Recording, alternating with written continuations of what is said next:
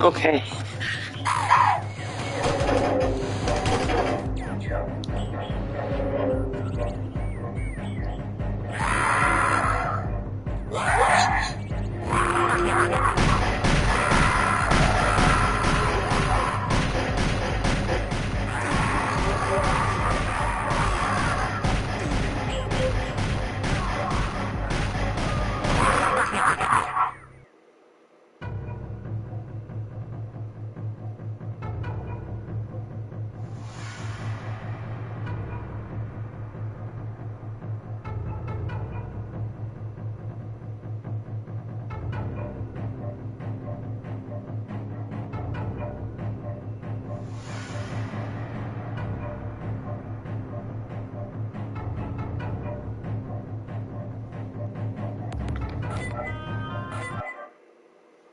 What is up, my thunder friend?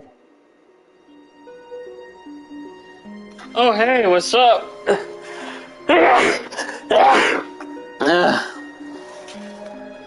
Yeah, my stuttering cooled down. So yeah, I'm just messaging a couple people that I'm starting the stream. Alright.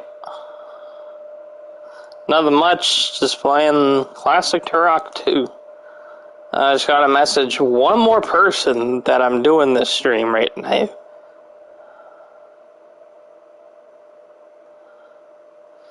And just beware, there might be some cursing like usual. Where in the ass? Okay.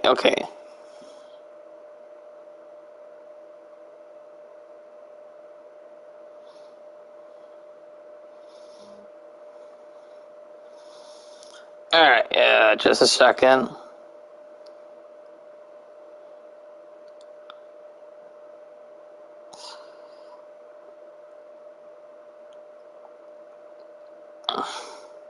How is it going?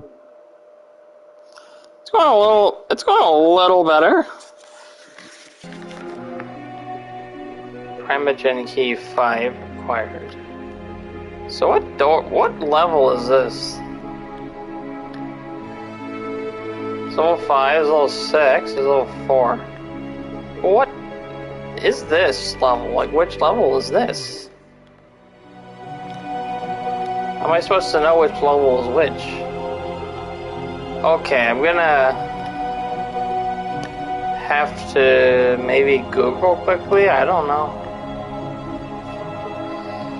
Just wait, that's 3, that's 2. 4. Purple heart. 6. 5. Well, this is 2, then I'm gonna assume that this is the way to go. I hope this is level 2. This isn't level 2, then... The Death Marshals. Shitballs. The Death Marshes. The Death Marshals are home to the mighty Purlin, a primitive and brutal race of ape-like creatures. The Purlin regard humans as weak, squeaking insects, and are deeply resentful of the progress humankind has made as the centuries have come and gone. The Primogen has fooled the Purlin into believing that he will turn the Lost Land over to them once they have helped free him. Little do the Purlin know that the Primogen... And this actually is level 3. Your mission objectives are as follows. Revolving hearts, purple... And this actually is level 3, so now I'm pissed. So this is level 2. Now... Slaughter by the River of Souls. Yep, this is level 2. The River of Souls. I just googled it up The very name quickly. strikes fear into the hearts of men. Nothing that drinks of its water survives. The Lazarus Concordance erected one of the energy totems on its banks, and the people of the Lost Land quickly learned that its mysterious energy could purify the water of the River of Souls. On the very shores of the deadly river, a mighty city sprang forth. Where once there was mighty city. Life flourished. Alrighty. Through the beautiful city of Araisi as its campaign of terror rages on. Araisi was once home to a formidable army, but decades of peace and prosperity saw little need for a large military presence, and its military forces grew weak. Your mission objectives are as follows. Destroy 2 soul gates. Legions of the undead have begun pouring through these gates into Araisi. You must find and destroy all of the soul gates before the undead can escape the city. Destroy the 3 Sisters of Despair.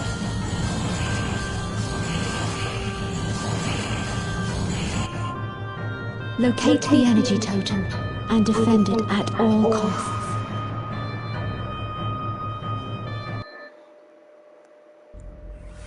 Alrighty.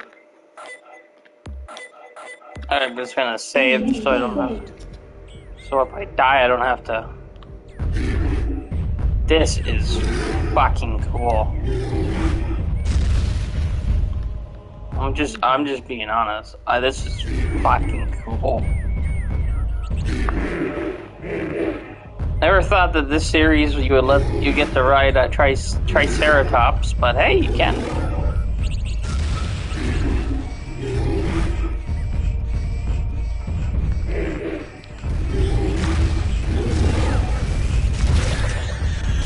Holy shit.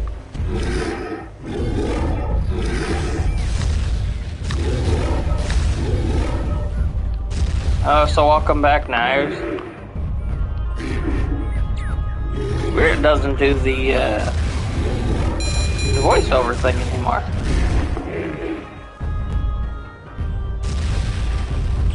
It used to do like a voiceover, so it tell me like what it said without me having to look.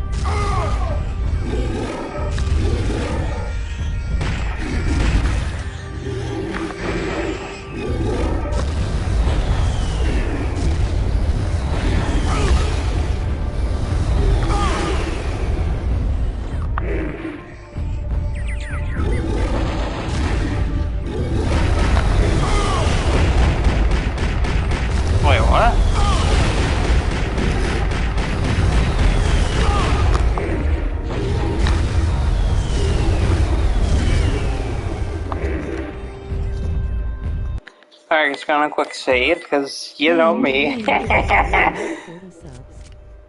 40 subs? Yep, only 40 subs. I haven't been too active on this channel too much, so...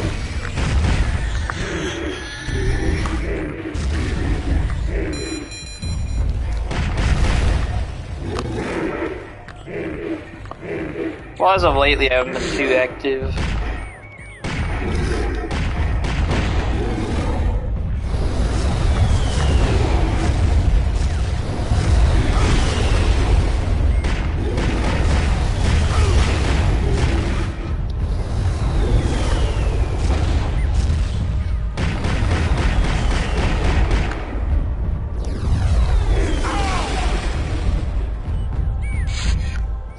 Alright, 10 health. Lots of hearts, nice. Yippee!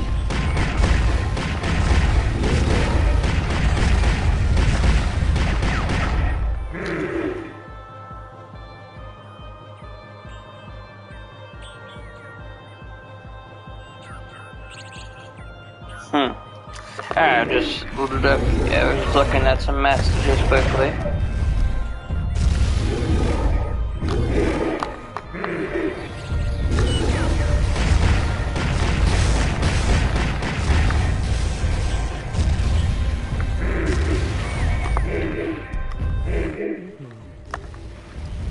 What's up, Miles? What's up, homie? I was wondering when you're gonna turn up. Huh?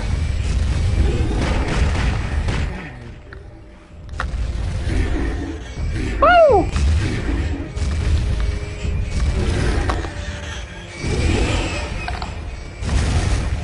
Yo, Miles, I read a really decent horror novel. I finished it yesterday. It was by Richard Lehman. It was The Woods Are Dark, which I read the complete and uncut edition because the original version was completely cut to shit. And the complete and uncut version is really good. It has a terrible ending though, but very good. I considered doing a video review on it, but I don't think the audience likes book reviews too much, so like I might have to, like, if I review something, I might probably review something that someone would probably be interested in my opinion on. Like, I don't think I would love to give traction to, say, Richard Lehman books and stuff like that, but unfortunately, horror is just so limited on YouTube that it's hard to give traction to horror novels and stuff.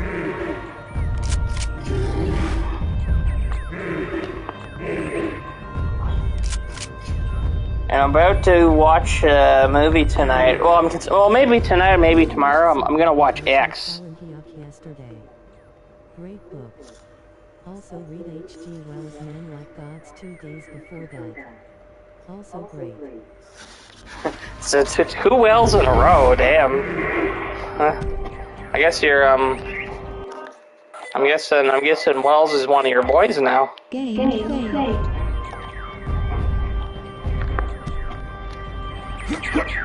Alright.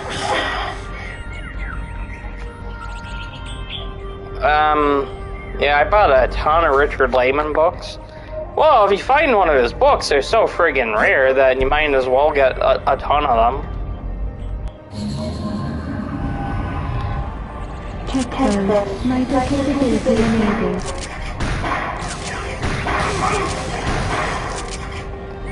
Because my store started carrying, someone sold all their horror books.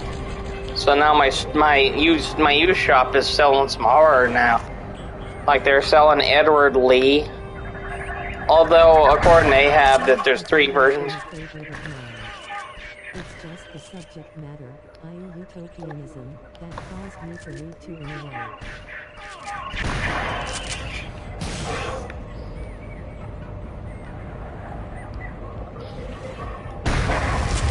Yeah, I like Wells. I've only read, obviously, the big 4. Which is the 4 me and you both read. one of which we both did a review on.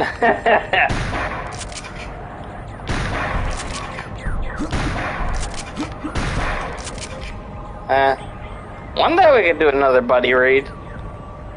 I mean, of course, you still got the Asimovs and stuff like that.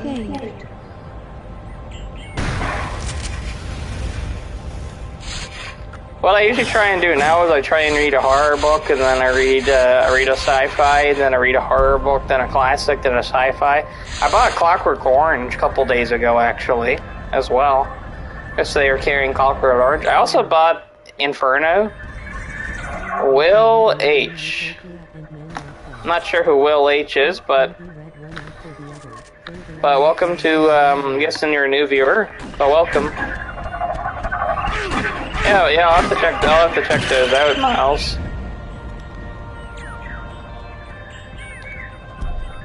Also, I may suck at this game because I just bought it a couple days ago as well.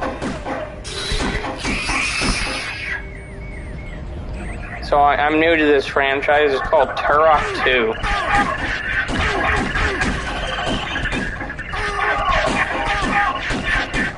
Ah, shit. This is like... Oh, you! Yeah! Yeah. Now I remember you. Yeah, because I think at the time you had a different name. Yeah. Now I know which guy you are. You even made a shout. You even made a shout. You even shouted me out in your first video or something. Yeah. How's it been, dude?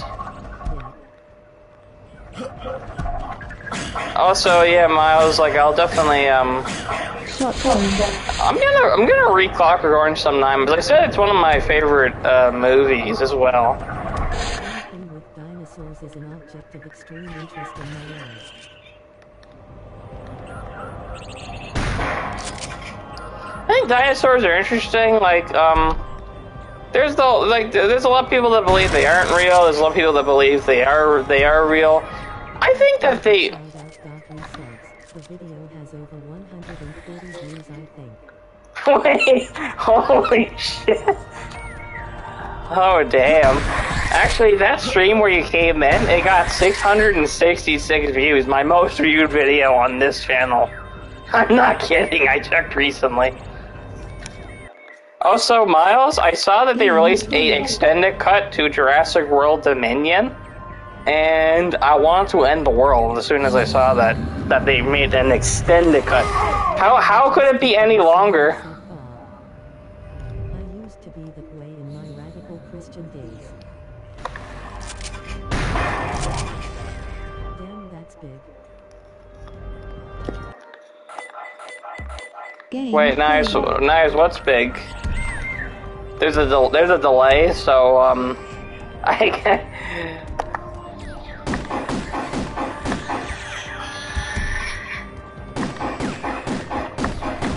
Yeah, there's some good viewers today, Will. I assume that's his or her name as well. I was thinking of watching the extended cut, but not for a while. Oh god, dude, Dominion is like the ultimate bad Jurassic Park movie. It's in the same franchise as Jurassic Park 2, and it's somehow Jurassic Park 2 is a masterpiece in comparison to that. I'm not. Let's just say Jurassic Park 2. I mean 3. 3, not 2. I'm not 2. 2 is awesome. 3. I mean, 3 is awful. I didn't finish it, then you know it was bad. Yeah, and you didn't even like Disney Star Wars, and I believe you said you finished all 3 of the sequel trilogy.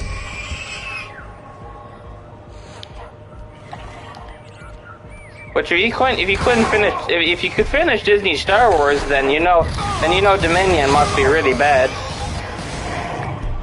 Your advice helped me. I made new friends. They're Spanish, so you helped me. I really appreciate it. Oh, thanks, man. That's actually good to know that my advice actually helped impact someone. Game. Yes. But only because my brother forced me to watch them all with him. Actually, speaking of good news, this week, I got together my first ever boyfriend this week, which is big. Just a little bit.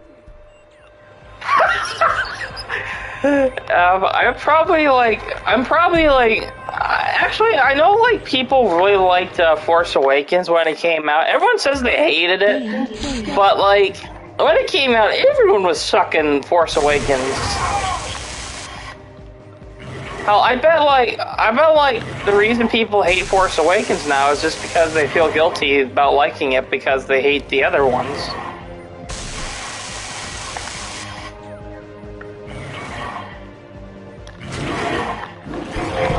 But no, I think the worst of the 3 was the last one, The Rise of Skywalker. Because after rewatching that one's just boring. Like, at least, like, The Last Jedi had some new ideas. Reality was nostalgia. Nothing more, nothing less.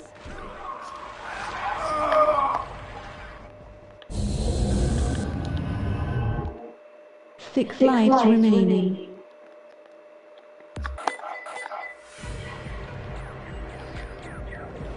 Like for Force Awakens, it got pretty good reviews as well. Like, not just from critics, but also audience as well. Like, it was a well-received movie. Same with Jurassic World, which everyone claims to hate now. It's like, I kind of, like... Congratulations on your date, by the way.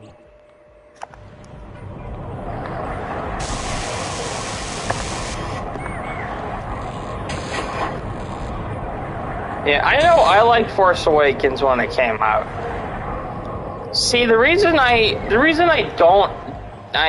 did not hate Force Awakens is because it's just it's just kind of just like, it's just an average Star Wars movie. It's not like a bore fest like some. It's not a bore fest like Attack of the Clones. It's not Sorry I haven't gotten to see you stream. I've been busy with school.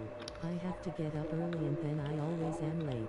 I'm supposed to be. And I haven't gotten notifications about your streams. It's all good, mate.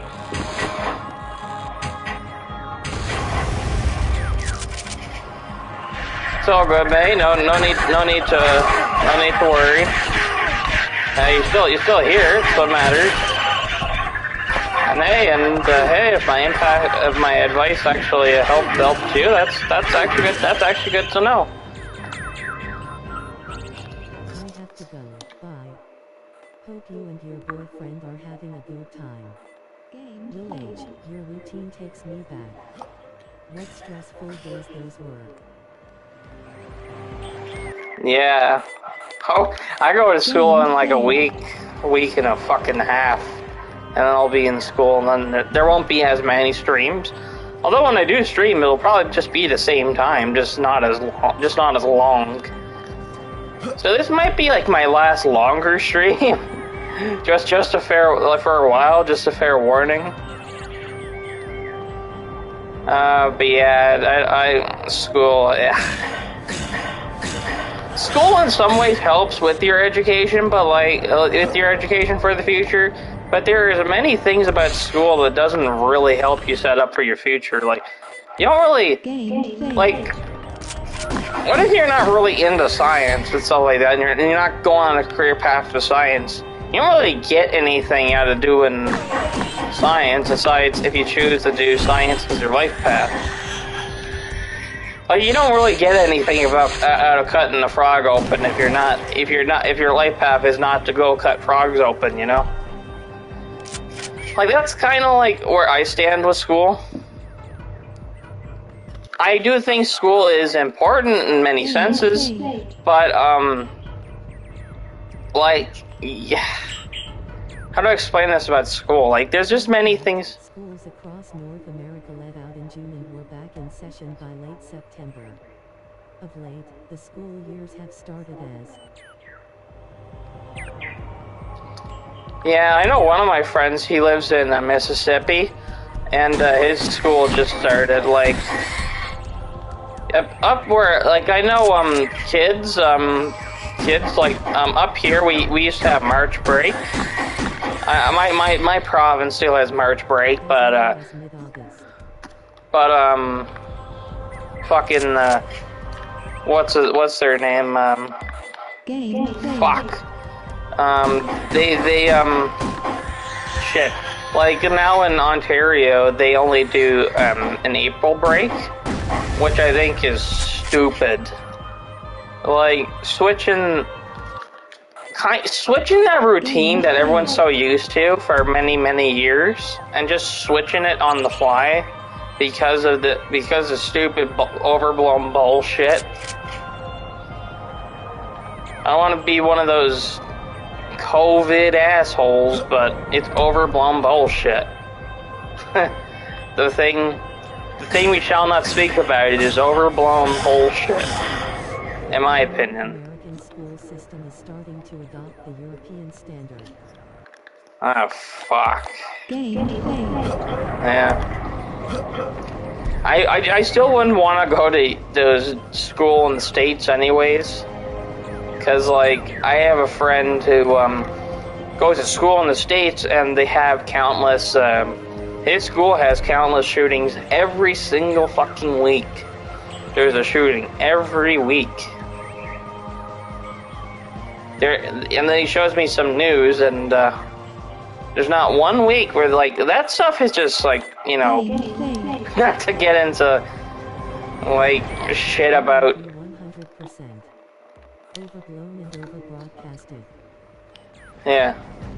I do, like, COVID's a danger to people who are, like, say, like, what kind of group of people? Because my grandfather beat it, and he's not a healthy man at all. He beat it, and fucking, there's a lot of people that beat it. The people that die from it, most of them have autoimmune conditions and shit. Not to get into the whole COVID talk, but most of them have, like, they could die from a fucking, like, normal flu. So, like, how come? Here's my question. How come if it's as dangerous, almost as dangerous as just a basic flu, how come we never did a lockdown for quote-unquote the flu? That's my question. And if it was really as bad as they say and they knew about it before. Be right back. Alright. I'll try and hold that thought. Yeah, because I like shitting on that procedure. I love shitting on the lockdown.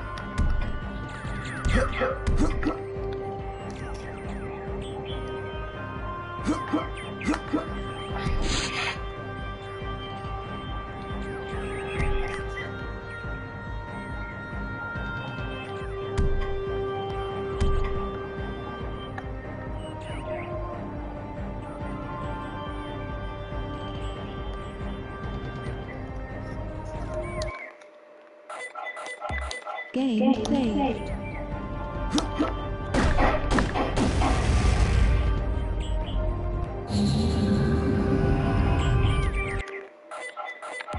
Gameplay.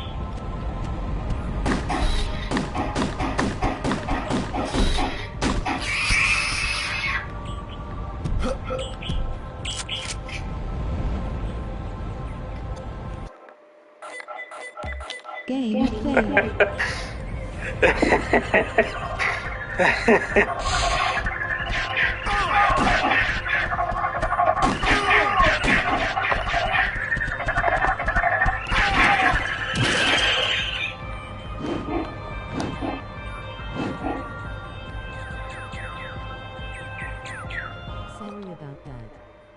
Just had to check on dinner. Chicken salad tonight. Chicken salad, nice. I had, what the hell did I had chicken. Wait, no, did I? No, I had hot dogs. I had chicken yesterday. I had chicken, I had hot dogs, and I had, whatchamacallit? I had, no, fries. I had mac and cheese yesterday. Huh. God damn.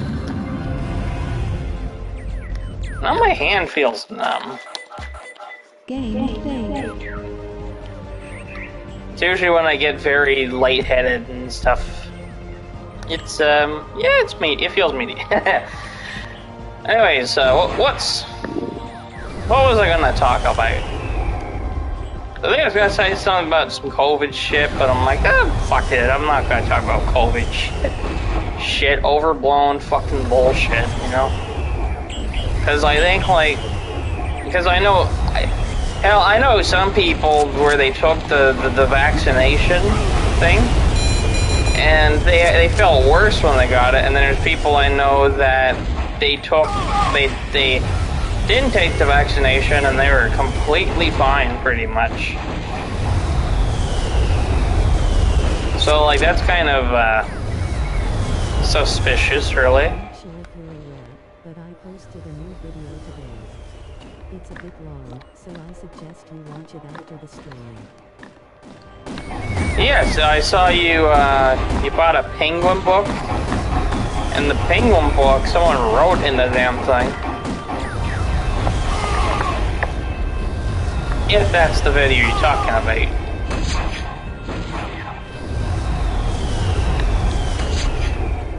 Ah, fuck.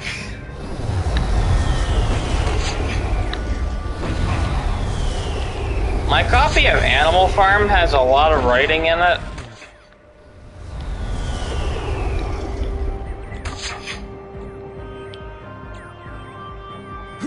And I just don't get it. Like, if you're gonna get rid of your fucking books, just don't fucking write the damn thing.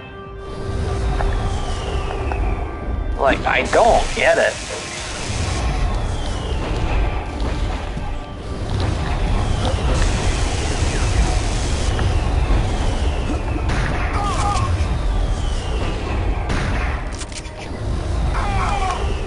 What the fuck? Oh.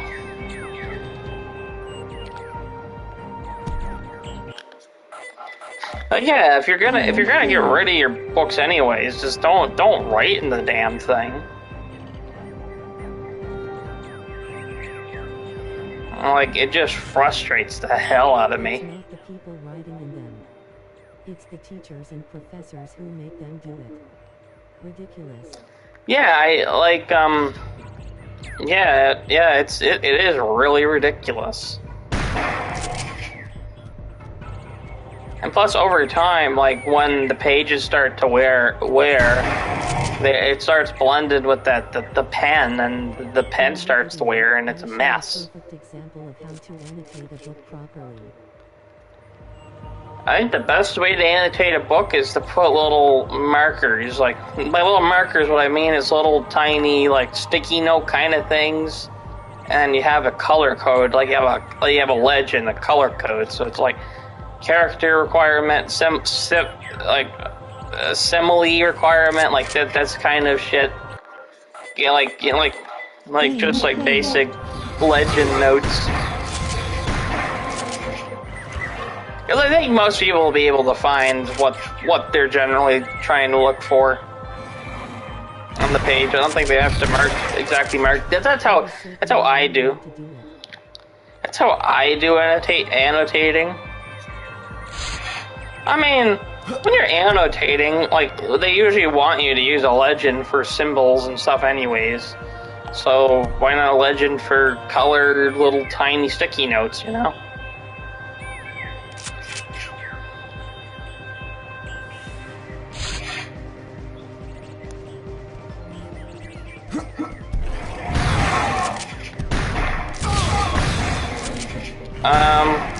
Also, I don't know if you pay for the streaming service HBO Max. I'm not in the States, but so I don't have it, of course, because it's only in the States and some other places, but it was good, but don't buy it now. Like, don't pay for it now, because they're basically just like, they got, well,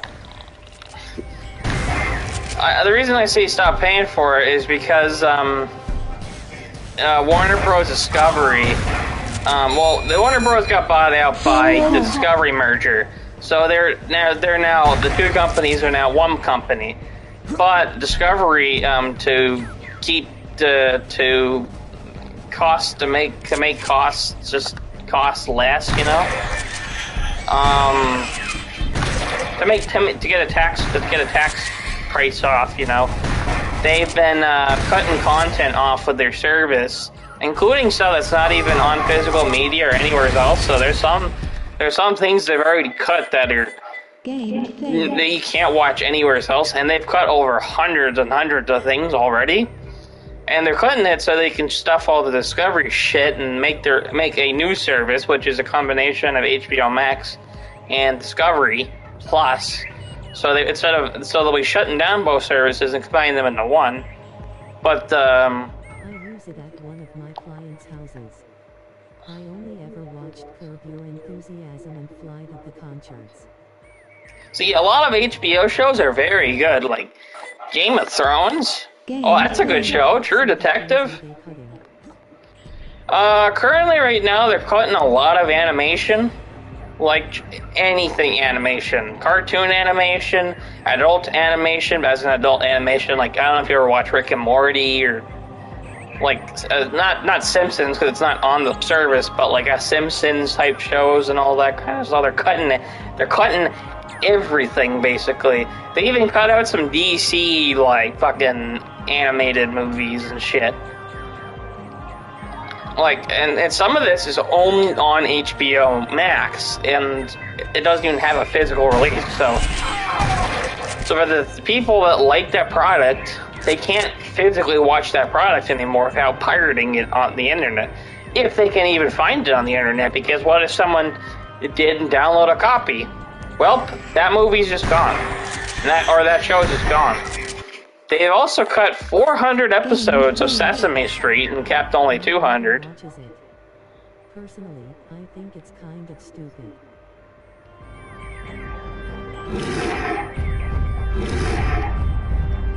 Your brother watches what?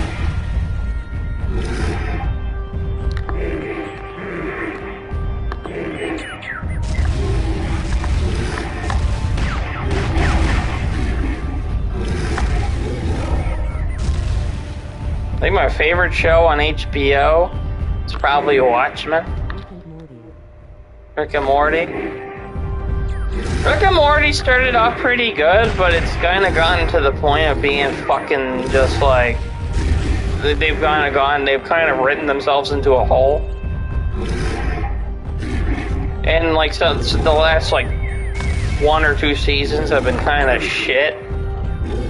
I mean, it's amusing because it's just a parody of just like general pop culture shit, and that's why it's just appealing. I think the video games are more fun. Like there's a video game that's kind of like this kind of game, but it's like obviously very cartoony looking, and it's coming out, and it's very like very kid style. What you're describing is absurd. Why remove parts of a series for no reason? They're doing it mainly for a tax cut. You probably heard recently, but the anticipated movie Batgirl was canceled, and even though it was actually finished, so they could save $20 million on the tax cut.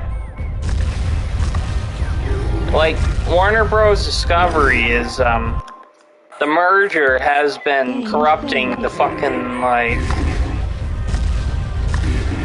It's been corrupting the entire company now.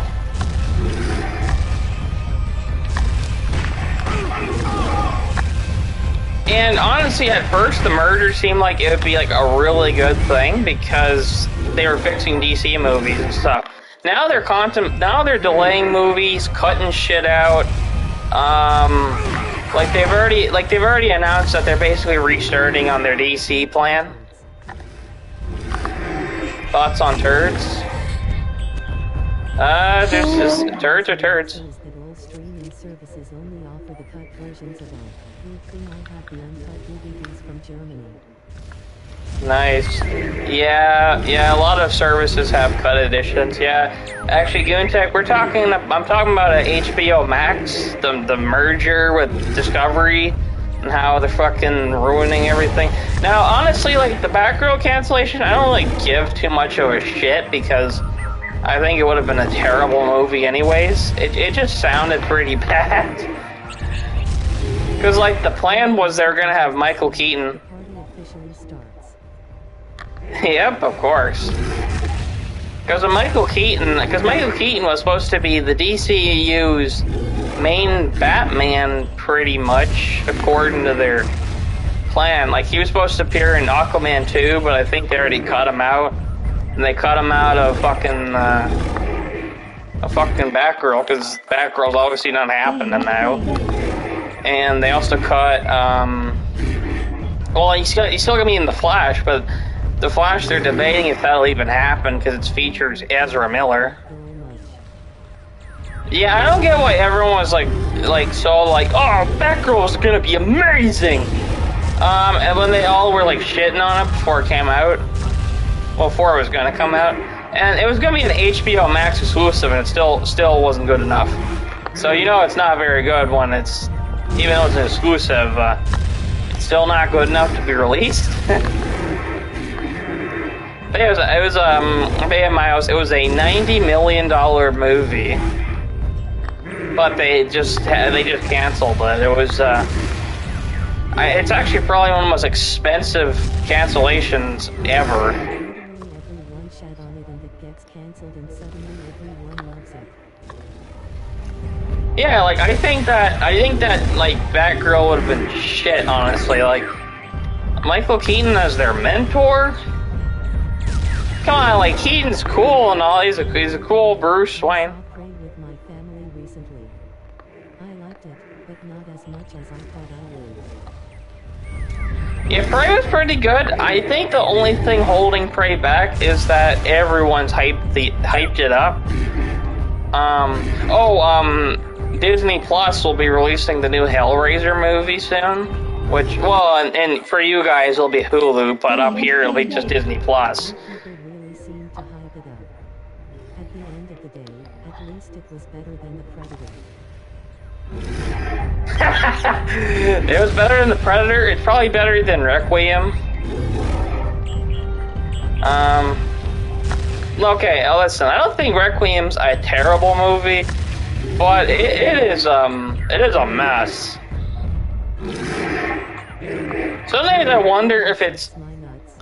And sometimes I wonder whether The Predator is worse or Requiem. I think The Predator because at least Requiem is gory as hell. Well, yeah, the new Hellraiser will be a reboot. It's co-written or something by Clive Barker himself, actually. So it's actually so it's a remake, so new viewers can watch it without having to see the original.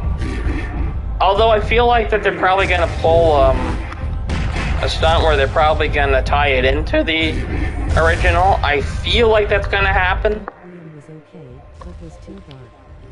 Literally. Couldn't see a thing. Yeah, Requiem is probably the most infamous movie for its lighting.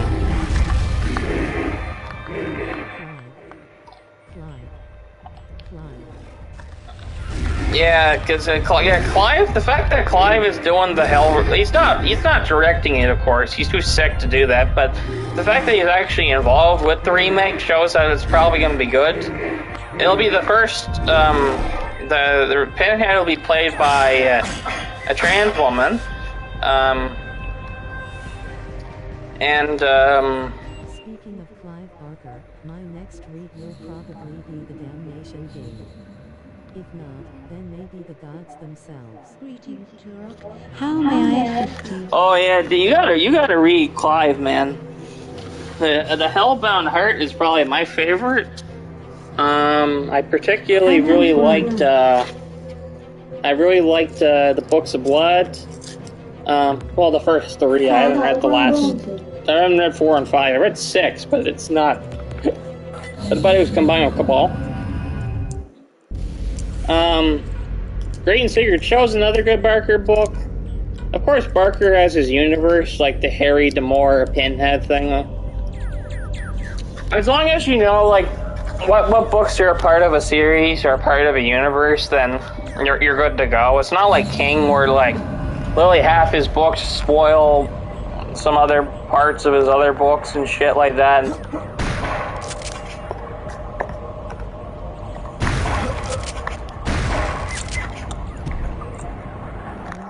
About Wayne's World, as it is Ahab's favorite, if I recall.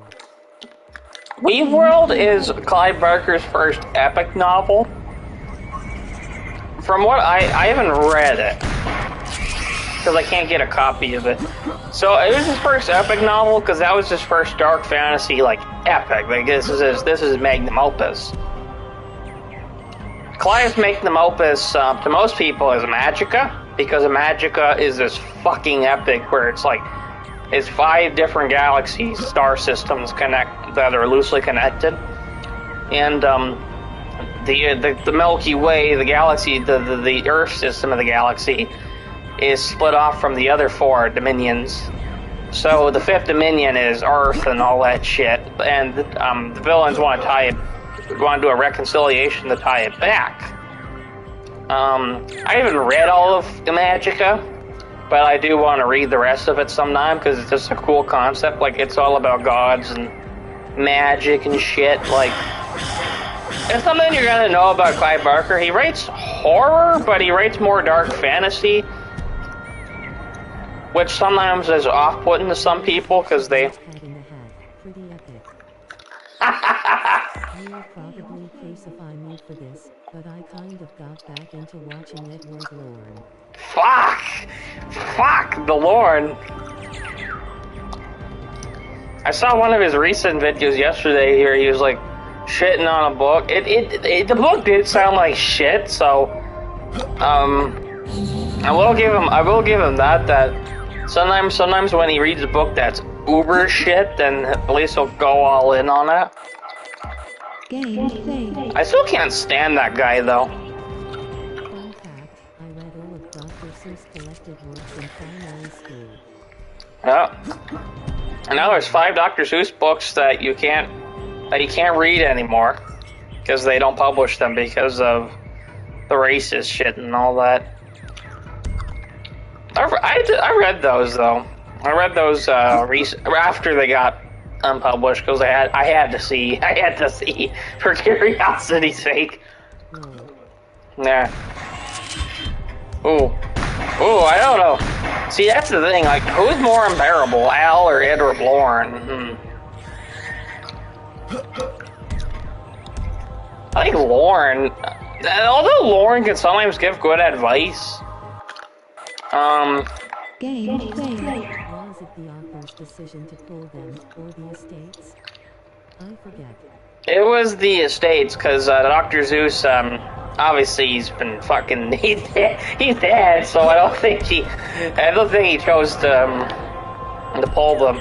They pulled them because people saw that there was like racist shit and obviously they got mad because it's modern day, and yeah, there's just 5 Seuss books you just can't read anymore unless you have them already.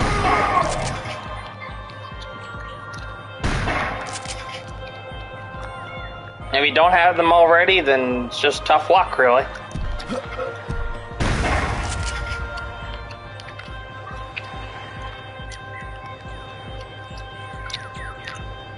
Now, that's only if you're calling to read everything by Dr. Seuss, you know.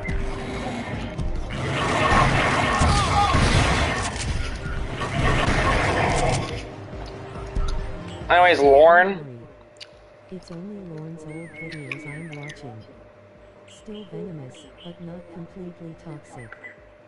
Dr. Seuss had erotica and it was bizarre. His ideas of sexy chicks was disturbing. Yeah. Yeah, like Edward Lorne, some of his older videos, it seems like the guy claims he loves horror, but it seems like he fucking hates horror. Like, I just get that vibe from him. He stopped writing horror. He stopped reading, like, all his favorite authors, including Mr. Kuntz. The hair. Interesting. Is any of it similar to Hunger 13 and Ready? Hunger 13 and Ready.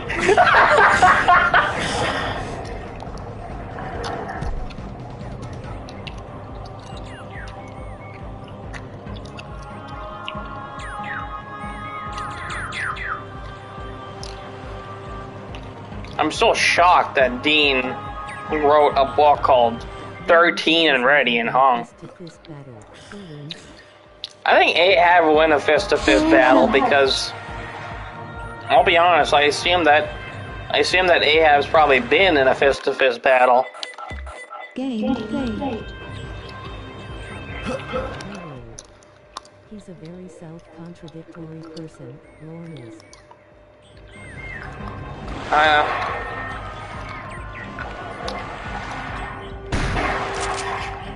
all the way.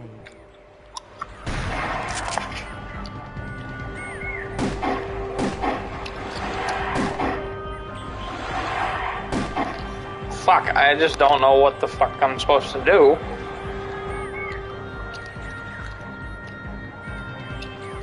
I never played this game before. It's just a fuck. I just don't know where the hell I'm supposed to go. But Ahab would win against Edward Lorne. I think anyone could win against Edward Lorne, really. Yeah, Edward Lorne's like, oh, if you like Lovecraft, you're a piece of shit.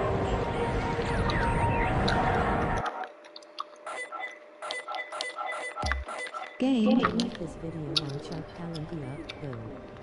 Most of everything else is either average, annoying, or contemptible.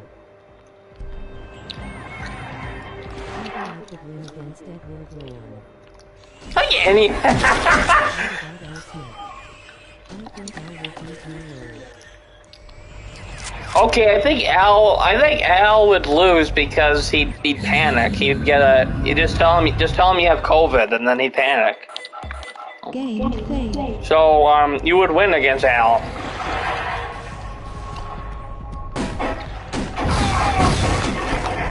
No offense, Al, but if Al ever watches this, which I hope not, but like no offense, Al, but you do kind of panic a lot. I'd watch that. Miles versus Lorne, that'd be a sumo fight. Imagine that, sumo wrestling. And Miles manages to get the diaper off of Lorne. Regarding Al, he has far too many videos to choose from. I don't have that kind of time. I'd stomp on his ass.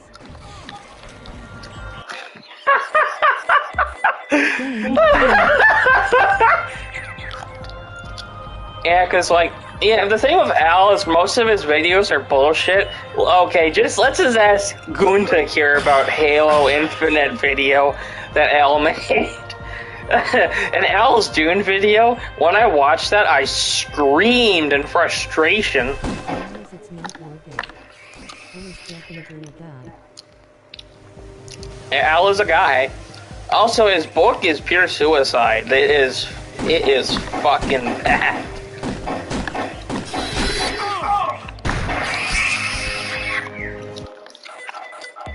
Game played. Because, like, Al also can't even finish a single game, but the games he does finish are the ones he reviews. From him when you discussed him. I should send Miles a copy. But when you watch his game, you should send Miles a copy. But when you watch his reviews of games, it's always games he hates. I know he's popular games, like Halo Infinite, for example. The guy couldn't understand the story of the game series Halo. Spoilers, Halo's about a guy called Master Chief versus the Covenant. They fall in the third game, so in the fourth and fifth games he fights different people. And Infinite, it's just about him on a fucking planet, just trying to learn some secrets and shit.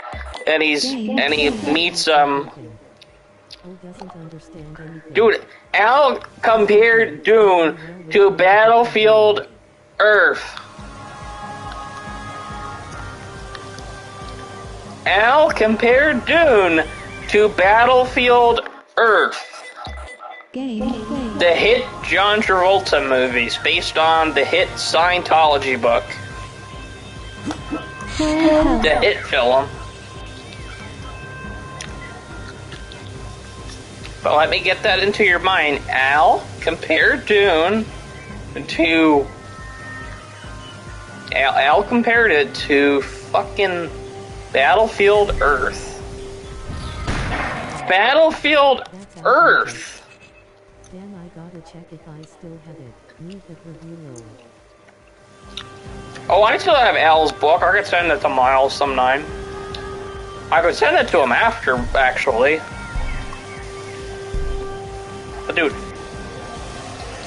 Miles, the reason you don't watch Al is because Al, like, again, as I said, like, he's a fucking idiot. Still need to post the Chivo review. Just need to repair the phone it's on. I see. Game played.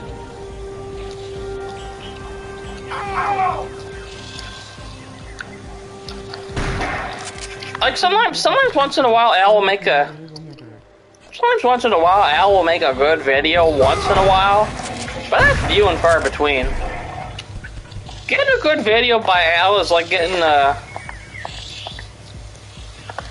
I don't know, getting... Miles, I was hoping you'd do a review of Apex Nosferatu. Enjoyed your Nosferatu reviews.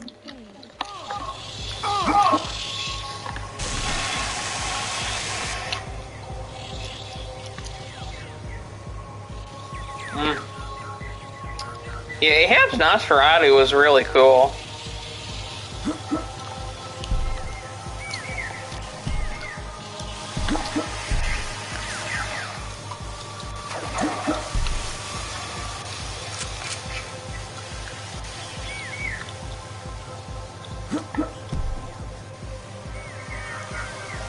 Ahab's Nosferatu would be better than Al's Nosferatu. It is, after all, my preferred version.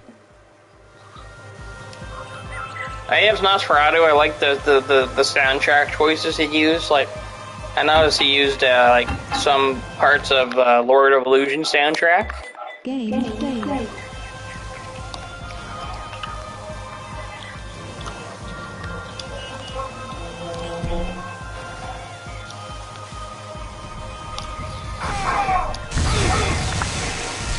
Suck enough to be a vampire.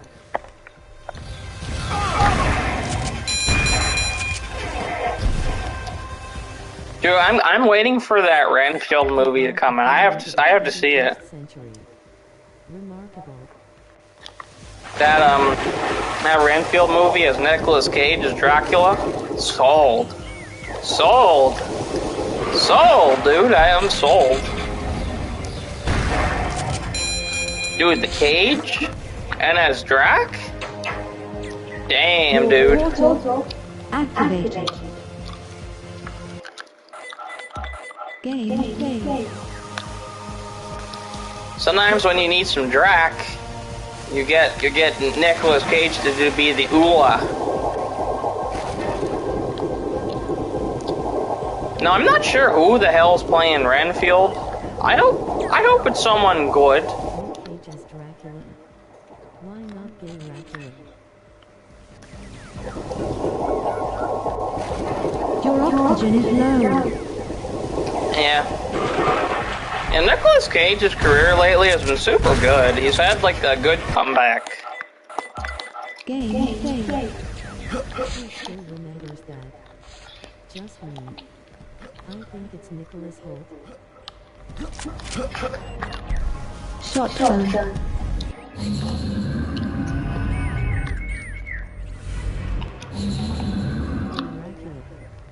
He will return. I bet you Al's gonna watch Renfield and be like, "This is not my Dracula."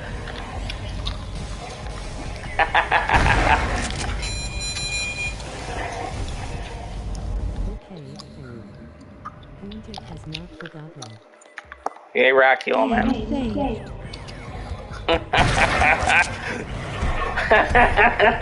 Gayfield.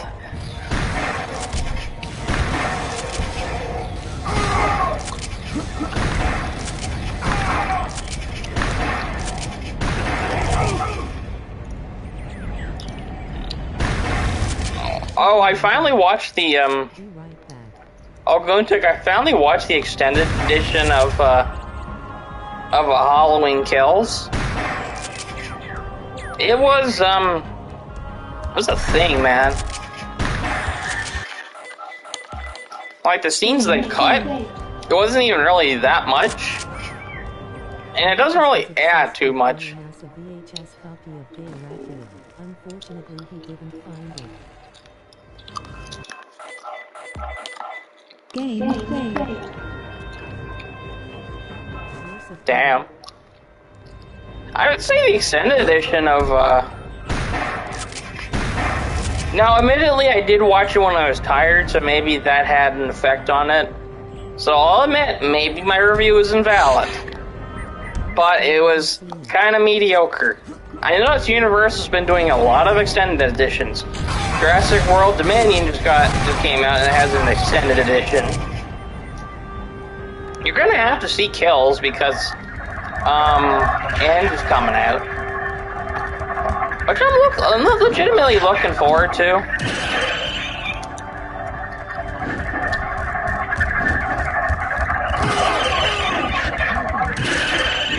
Yeah, do you care if I spoil shit? I have to see it.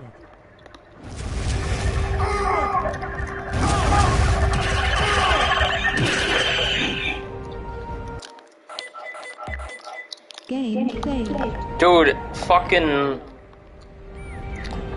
Okay. So.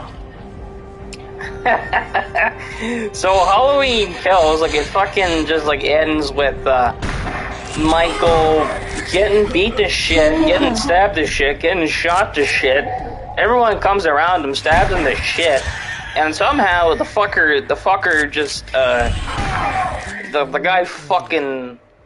He fucking lives somehow, which I mean, like them, you know, it's a Halloween movie. It's gonna happen, you know. But anyways, after he gets the fuck back up after getting the shit beat out of him, he somehow kills everyone. Everyone has a fucking gun, and they somehow can't kick his ass. Which videos would you want to see the most? I've been waiting for that Jeeber video. Weren't you gonna do a video on, like, this publishing company you really hate? Anyways, back to the Halloween Kills. So, like, fucking Michael, he gets back up, and then he kills Laurie's daughter. Like, the fuck? The fuck? And then End's is gonna take place, 4 years later. How the fuck? I guess the only thing that's really making me, like, really curious about Halloween Ends is how the fuck is Michael... Okay, it's a Halloween movie, of course. In the first movie, he probably should have died, you know, because he got shot to shit. But also, another thing is they don't put a bullet in his fucking head. Like, just shoot him in the head. Never buy from whoever it was. In the words of TBS, crunchy.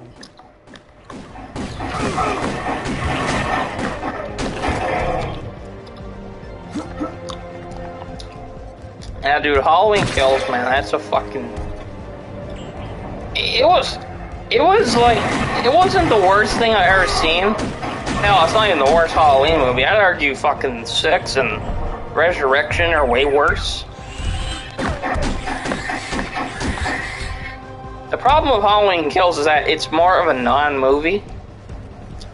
It's not really a movie. It just feels like deleted scenes. And when you see that, you'll see what I mean, because it doesn't start until 45 minutes in the fucking movie. The main character doesn't show up until, like, halfway through the movie. Game. The main character be Laurie's granddaughter. Thoughts on the announcement of a Fine game? Fine? The fuck is a Fine game? Fine game? I'm not sure what that is. Oh, did you see they finally put a release date? Dune, yeah, Dune looks pretty fun. It's an MMO open world game. It looks pretty fun. Did you see that they finally announced a release date for Dead Island 2? And also they announced a Killer Clowns from Outer Space video game. Which is not something I ever expected to see, but Killer Clowns from Outer Space gets a video game? That's cool.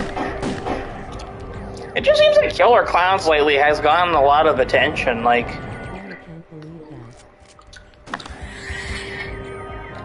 Although I found it more unlikely that Dead Island 2 was finally going to get a release date, but it comes out not too long before my birthday.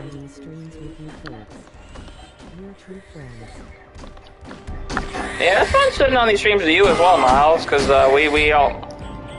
Even if one of us doesn't know something, at least we can kind of get an understanding of something and... I gotta rewatch it. Hated it when I saw it. Oh, Killer Clowns?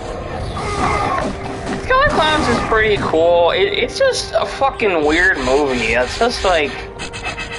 It's just a weird movie where the weirdness is what makes it good.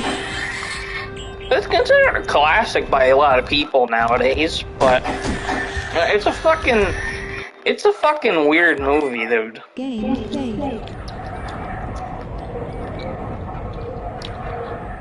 Although, but I am kind of disappointed the game will be multiplayer only, because it would have been fun if it was like a single player game where you're invading like the circus and shit. Circus in space. I mean, that would have been kind of a cool game, or fight in the street, like a stealth game, kind of like an Outlast. And also, speaking of Outlast, the Outlast Trials just came out recently. Oh, not came out recently, but the trailer for the beta came out recently. Yeah, like Texas Chainsaw Massacre, multiplayer only. Evil Dead, multiplayer only. Well, there's some single player challenges, but that's it. It's just challenges. It's not really story or campaign or anything like that. Friday the 13th, multiplayer only. Dead by Daylight. Yeah. I bet you they're gonna make a Gremlins multiplayer game eventually.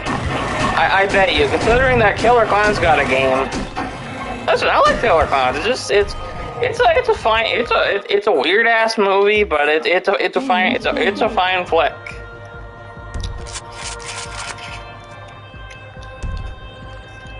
It's a B classic. It's not really meant to be too serious, but not like awful. Yeah, it's just. Still holds up, as does its sequel. Yeah, I actually enjoy Gremlins 2 a lot more because I just like that satirical. It kind of takes that whole Texas Chainsaw 2 direction where it's kind of a satire, sort of. Yeah, like I like Gremlins 2 a lot more than 1.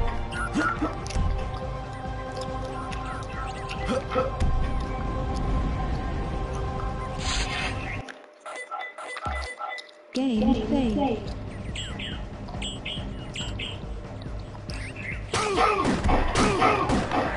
It's definitely one of Joe Dante's better movies, which the irony is he worked on the Twilight Zone, the movie, and the section directed by... Fuck, was it actually his section, I think? Okay, the John Landis did the, did that one section, Steven Spielberg did the boring section. Which one did Joe Dante direct?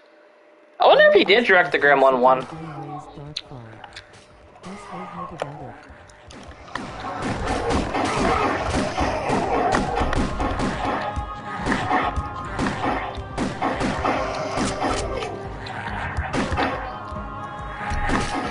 Yeah, actually, well, in Darkfall, it's not actually gremlins, it's actually goblins.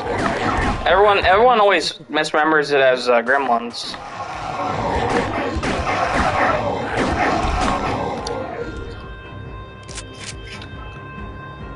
I'm not sure, because... Okay, so, like, Joe Dante, the Nightmare... I think he did Fuck it, I'm looking it up. What section did he direct in the Twilight Zone, the movie? I swear it's Nightmare 20,000 Feet.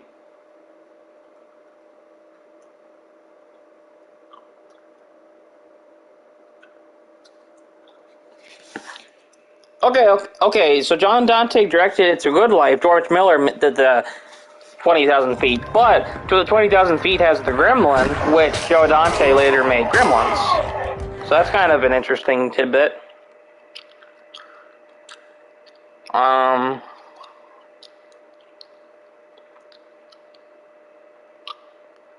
Yeah.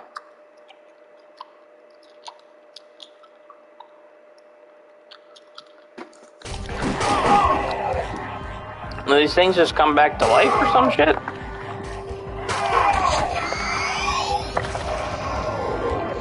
I'm not really playing exactly to beat the game. Well, I do want to beat the game, but like, you know, it's just a thing to do. Anyway, it's like, It's cartoony, but not animated. All in all, a fun time. Twilight Zone movie reminded me of David's Colorado Revival Link.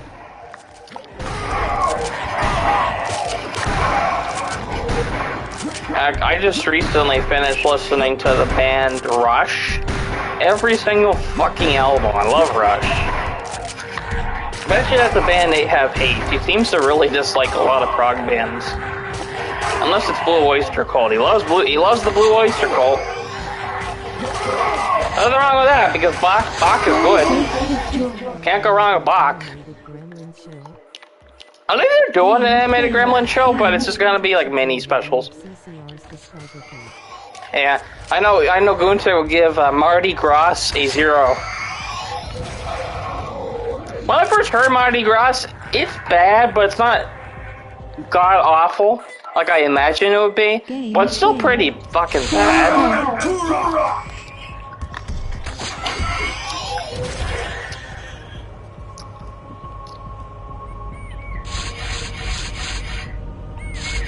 Now, currently I'm listening to a band in the gent. I'm currently listening to a band in the gent genre called Meshuggah, which gent is kind of similar to, kind of slightly prog. Prog, fuck all. Yeah. Well, Meshuggah had a really huge album that came out this year that everyone was talking about. So I'm like, okay, I gotta add this band to my radar. Game. Because Meshuggah, I've always heard about Chaosphere and the third album. I can't remember the damn thing. Fuck, I can't remember the third one.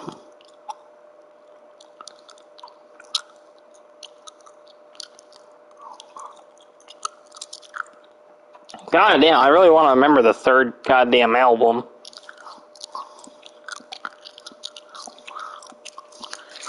Fuck. I tried googling it up, but I don't want to stop the stream for too long. Game. I want to get back into making videos, just been putting it off for some reason. And yes, Mardi Gras is a 0. Mardi Gras is a 0. Yeah. I think my favorite CCR album, I think it's gotta be Cosmos Factory. It kind of just like gives you every spice of CCR.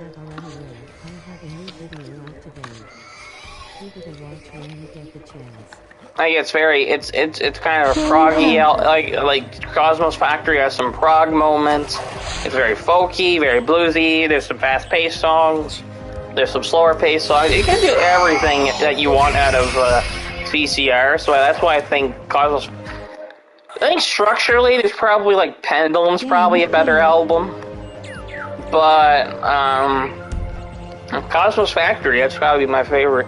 Like it's like the Led Zeppelin thing. Physical Graffiti is structurally probably not the best album, but it's just a good taste of everything Led Zeppelin.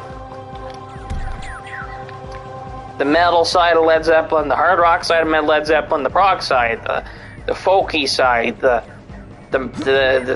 melodic, the rockin', you know, like everything.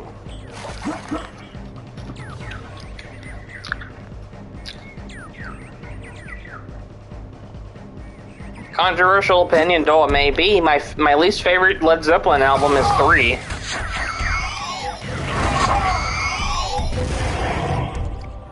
It's apparently a very controversial opinion to not like 3 too much. It's not a bad album, but it's not really amazing.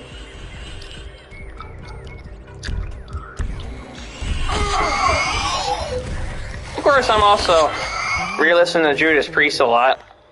Lately, I find myself listening to less catalogs of an artist and more albums.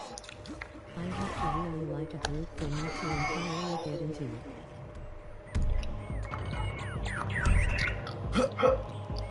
What's a band I've been meaning to recommend to you? Fuck.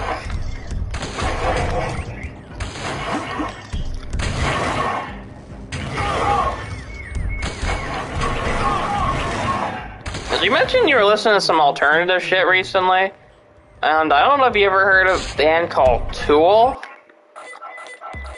but they're pretty good. They're pretty strange. they're pretty different. But all their albums are considered like classics. They're pretty good. There's not. My brother's really into Tool. Tool is awesome. Tool is they're considered metal, but they're also prog. They're psychedelic. They're also very alternative. I'd say they're more so, and they're very King Crimson-esque, but metalized. So imagine like Red, but obviously more. Imagine something like Red. I don't know. If that makes any sense, like. He described the music as heavy and melodic, with very Zappa-esque lyrics. Oh yeah, it's heavy, it's melodic, cause the lead singer, he's not a typical very metal singer. He's a fucking, like, it's a very strange style of, vocals. I really like them. It's very bass heavy. There's a lot of bass. It's very guitar bass sound. It's pretty good. The lead singer also has another band I also recommend to you called The Perfect Circle, and he's part of that band as well. And it's almost as good. The problem with that band though is they had a covers album which kind of sucked. But the covers album, they tried different things, and they couldn't. And the difference between Maynard James Keenan and say some other acts of '90s metal is that he's what you call a perfectionist. Like his standards, he has high standards. Miles, I sent you AL's book. So all the music by Tool is like perfect. There can't be like a bad Tool song. A Perfect Circle, it's two minds that clash, because the lead singer Maynard and the main instrumentalist are the two main members, so they have to clash. Tool is everyone has to agree. It also has a band called Pucifer. It's good, it's just not as good as those two bands. In fact, when I first heard Pucifer, I fucking hated Pucifer originally. But they grew on me over time. Although they're again the weakest of the Maynard James Keenan catalog. So I suggest which albums will I suggest by Tool? Really, I'd say any. Their albums usually, obviously, like, they're pseudo prog and shit like that, so, and they're longer songs and stuff like that. So they're obviously albums that you have to listen to probably all the way through to get the best experience. Well, which is like a good thing. You can still listen to the songs on their own, they're still enjoyable. The music videos are really bizarre. And I do recommend the music videos. They're really weird. it's kind of like it reminds me of like if Frank Zappa was like more R-rated, mixed with David Bowie, Lou Reed, and bands like King Crimson, Pink Floyd, and fuck, what's another comparison?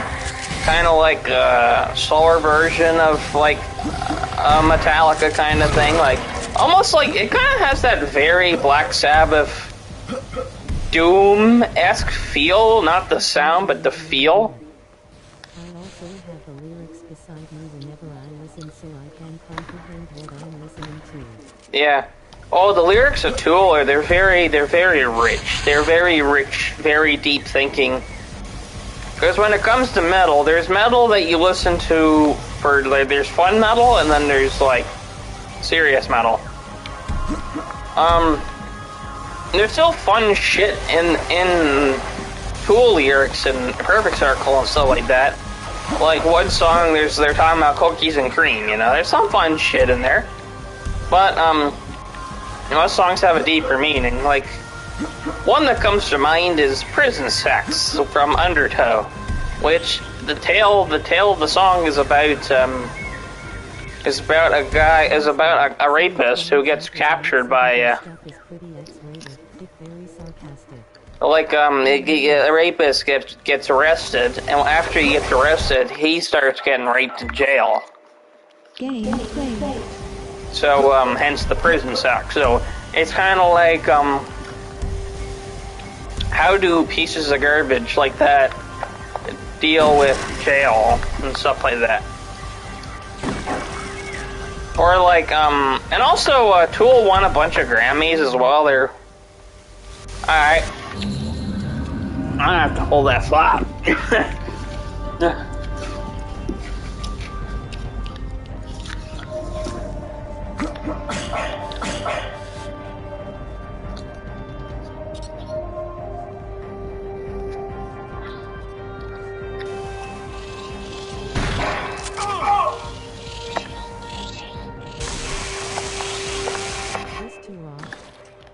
Yeah, it's just Turok 2, Seeds of Evil.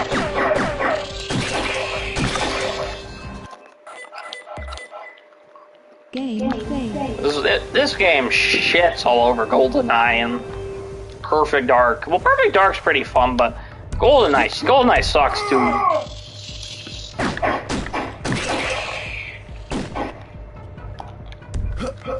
The only reason everyone likes GoldenEye is because that's all there was on N64. There's no way you could say it was better than this. This is the remaster, and they updated some of the textures. So that's why it probably looks like very higher res.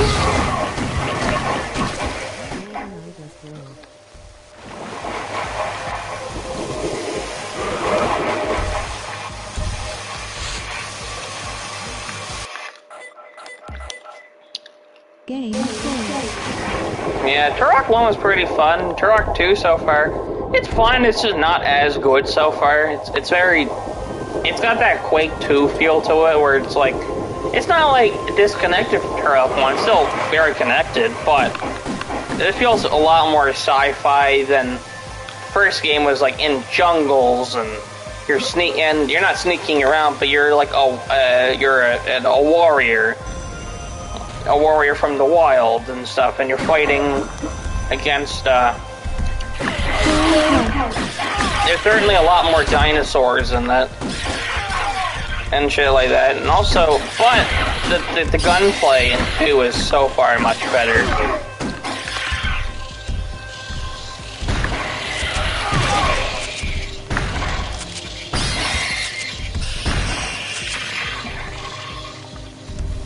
I was worried I was not going to enjoy Turok, but I ended up really I so far really enjoy Turok. I heard 3 and 4 blows, and the 5th game was the reboot published by Disney.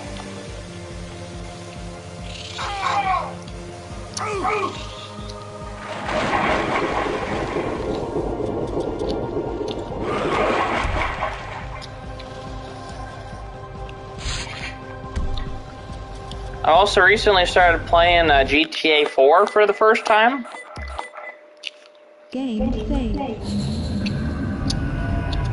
Flashlight. Reboot was bad.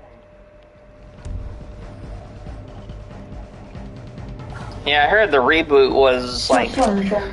I heard it's not technically a bad game. It's just very mediocre. It's just one of those. And I heard the sequel sounded badass. The sequel, like, you had alien weapons and they're fucking fighting like more dinos and aliens and shit like that. Like, while in the reboot part 1, Disney didn't allow gore, so you're just fighting like humans that feel like robots. And the damn dinos, they're the only things that stop gore, but the dinos are so easy to kill because you can kill them with melee so easily.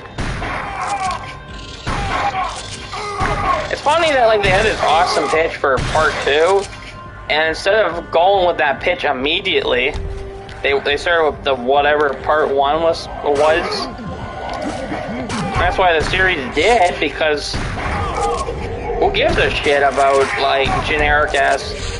And also Turok's supposed to be like a title, really. It's not supposed to be a guy. But no, in the reboot you're Joseph Turok,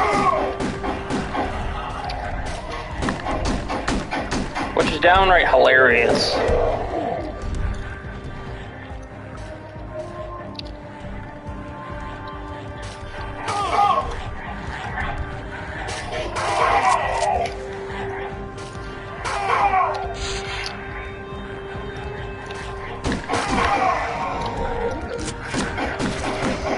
I'm looking forward to the new Outlast. Yeah, it's gonna be co-op, but it's also it'll be co-op, but it's also gonna be single player too. So it's not like every goddamn game coming out where it's forced co-op or bot co-op or every. I swear to God, every. I'm kind of a little disappointed with this next gen of games so far because it feels like there hasn't really been a lot.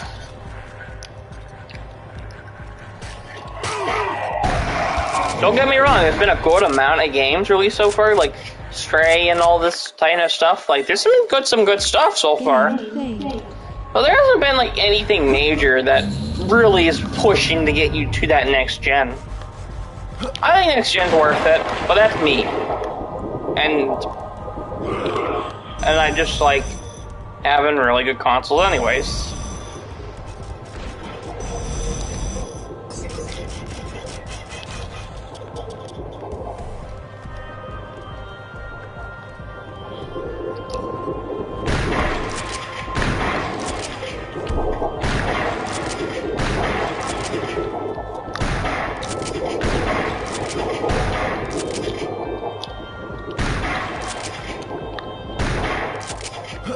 But if you're like wondering if there's any must-play games on next gen,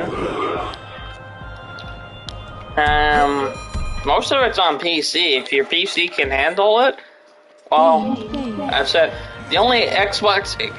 No, there isn't a single Series X exclusive. There's and the PS5 exclusives. The only one that's actually an exclusive. There's the new Ratchet and Clank and Returnal, and I think that's literally it. Astro's Playroom as well, but that's about it. And the Demon's Souls remake, but that's a remake of a game that's already been out, of course. So, like...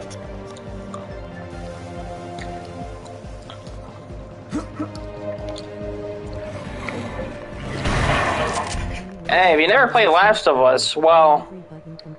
If you never played Last of Us, well, Last of Us 1 remake is coming out on PC, although it's 90 Canadian dollars, meaning it's 70 US dollars, which is ridiculous for a remake which, from what they've even shown, the only thing new is accessibility features. Which, yeah, the accessibility features are nice, but there is nothing really major making you, be like, this is a $90 game.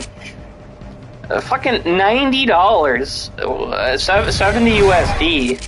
That's insane for just a. That's another thing with Sony. They seem to be jipping you out. Microsoft, Microsoft hasn't been, like, murdering you with the fucking... Been playing Spider-Man Remastered on PC pretty great. Looking forward to God of War Ragnarok whenever that comes to PC. Yeah, Spider-Man's pretty fun. And at least you play, at least everyone's able to play the remaster, because the original version, Peter Parker has a completely different face. And the reason they changed this is because the mocap actor and the voice actor both changed. So, is the way they fired the previous guy? Something happened. We don't know what happened really, but something happened, and they had to change the actor who plays Peter. Everyone else is the same, but it's just Peter that isn't. And then Miles Morales, it's the same as the remastered Peter. Also, remastered also has every skin. The new face is kind of weird. Like, he looks so young for Spider-Man that's supposed to be 20. Not 20. Fuck, that's gotta be a long time. The first Spider-Man's supposed to be 8 years into his career or something. It's not what they say, like he's 8 years into his career by that point. Game played.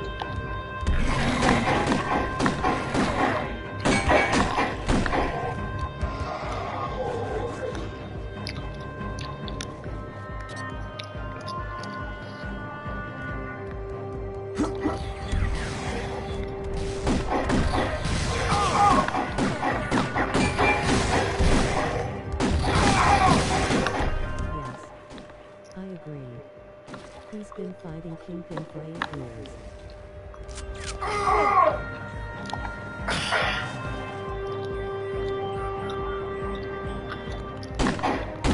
Also, I can't help but feel that that new face looks like Tom Holland. Like, he looks like shitty Tom Holland.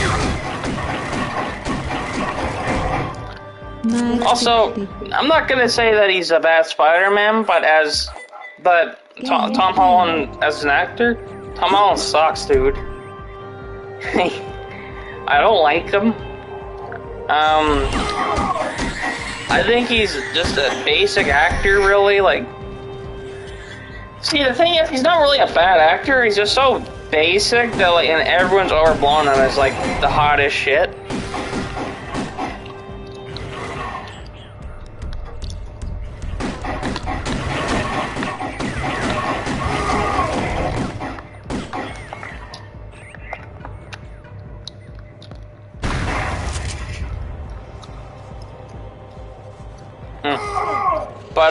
But when Tom truly killed me with his performance as I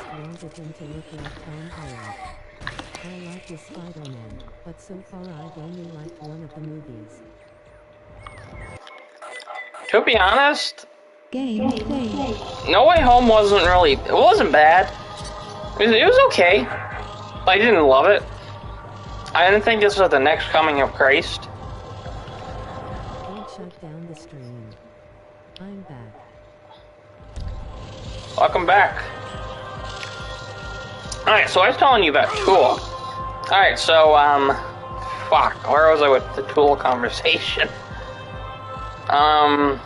Tool. Okay, so they have 5 albums and an EP and a single. The single is called Opiate 2, which is the remix of the original EP called Opiate. It was just made recently, it was the 30th anniversary. Now, Tool has been around since the 90s, so you might be wondering, why did they only have 5 albums? Well, the reason why is they take forever to make albums. They take forever to make albums, then they also take forever to start touring. They're kind of like Daft Punk, well, when Daft Punk existed. Because Daft Punk, like, just comparing the schedules, I mean. Like, because Daft Punk used to, like, take forever to make a new album, and only ever did, like, what, 2 tours? Game played. But the 5 Tool albums there is, they're, like, nearly perfect. They're flawless, they're actually my favorite band in middle school. But I discovered them before the 5th album came out. Which was when they finally posted their music on the internet, because they used to not want to do that in fears that it would fuck with the flow of the albums. The problem is when they play live shows, they don't play the albums in order, so you know, that point kind of fucks itself.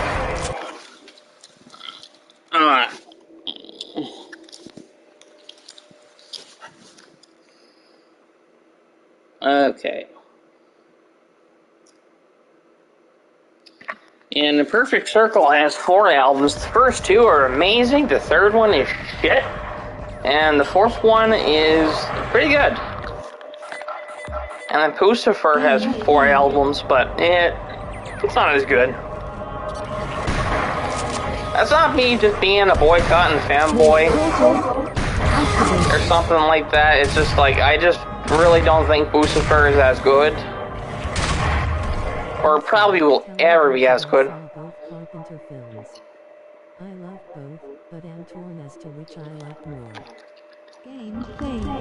Personally, I prefer Prince of Darkness, which that's the middle point of the trilogy. I think it's a good trilogy of movies because The Thing. You probably know the famous ending by now. I won't try and spoil it, but The Thing has the least apocalyptic ending. Prince of Darkness. It's insinuated that the apocalypse might finally start, and then In the Mouth of Madness. And In the Mouth of Madness has the apocalypse.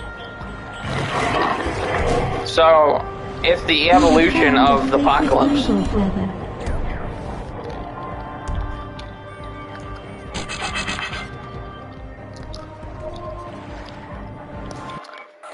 So, like, I also guess it just depends on what's your favorite theme. Personally, my favorite theme is, like, the devil causing the end of the world and being pulled through mirrors and shit like that. So I think Prince of Darkness appeals to me a lot more than the rest of the trilogy. My least favorite of the trilogy, you're gonna slash me, but, In the Mouth of Madness. In the Mouth of Madness is really good. It's really good. But it's definitely... It was made in the 90s. The lighting is, because I almost just said Tom Carpenter. John Carpenter movies, they're known for their lighting.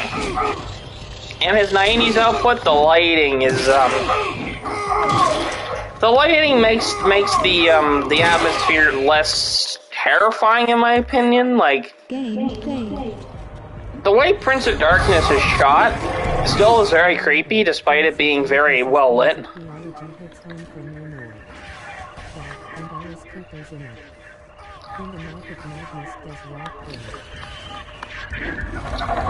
And Alice Cooper in fucking, oh yeah, In the Mouth of Madness is pretty good, it's just the weakest of that trilogy.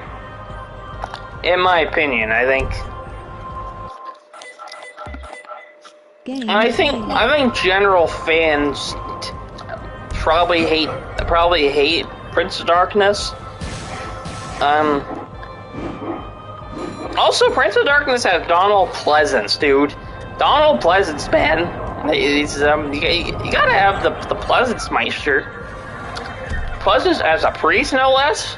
Damn, dude. And I like how that's all he's credited as. He's just the priest.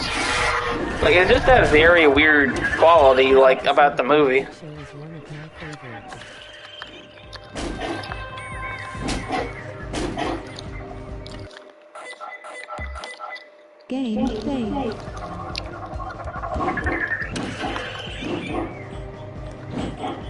Although I will say, In the Mouth of Madness is the last movie where John Carpenter felt like he truly had the passion for it.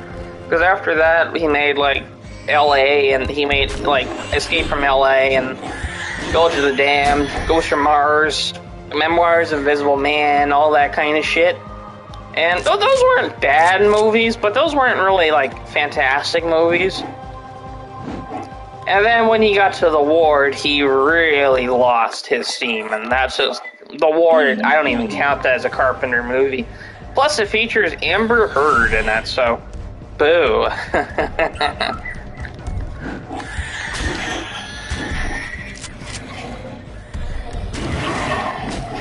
I might also assume you haven't seen a lot of Carpenter movies, so, although I would be curious as to what your favorite Carpenter movie is. My favorite would probably be Prince of Darkness, Big Trouble in Little China, and the top 3 spot always changes. She's Master of War. I've seen that. It was a good episode. I mean, my third favorite Carpenter movie, I think I gotta go with Halloween, because I've seen it so much, and I know I'll watch it more. These are the first 2 I've seen. Been meaning to see The Thing for years. You still haven't seen The Thing yet? Damn. Okay, if you haven't seen Halloween, you gotta see Halloween. That's Halloween. That is still a horror classic. And yeah, it's been parodied in pop culture a lot, but there's a reason why it's still stuck out in people's minds. It's just a creepy movie. I have an extra copy of The Thing, I think. My brother wants us to watch Big Trouble in Little China someday. Big Trouble in Little China is a movie that just feels like it shouldn't work, but it does. Also, if you like dystopian, Carpenter's classic They Live is a very, very solid movie. Dark Star is a weird movie. It's a weird movie, and it's good to see where he came from. It's not a perfect movie by any means, but it's not the worst thing he's made. Escape from New York is a classic. That's another favorite of mine. Assault on Precinct 13. The Fog is a great movie. Christine, Starman. Starman's pretty good. Well, Christine as well. Well, and Christine was being made before the book was even being published. And there's so many, like, changes with it. I've seen his Elvis movie because a lot of people are talking about it because of the Baz Luhrmann Elvis movie with Austin Butler just came out. I was suddenly the biggest Elvis fan ever.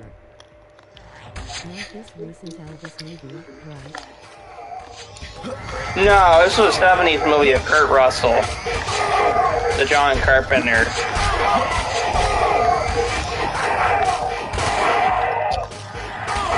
The John Carpenter Elvis. It's a biopic about...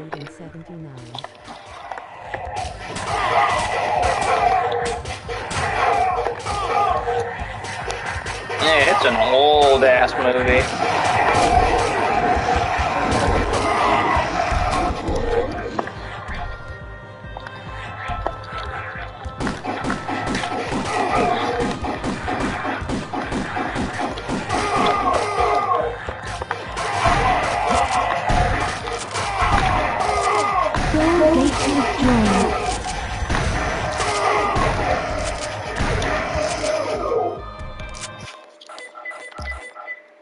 John Carpenter also did, what's another movie he did?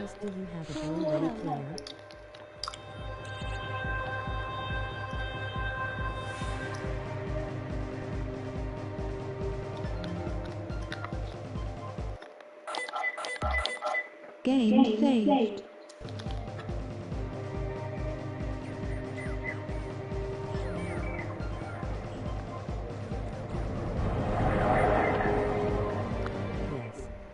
It's a portable DVD and Blu-ray player. Just got it a few months ago.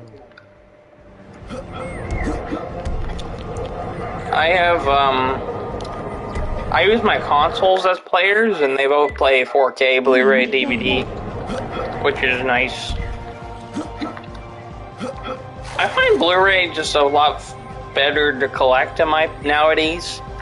especially when you're like a horror fan like me and you like horror shit. If you like horror shit, then Blu-ray is pretty much the way to go now. 4K, we're not really there yet. I think I have an extra copy of the thing I could send you in the future.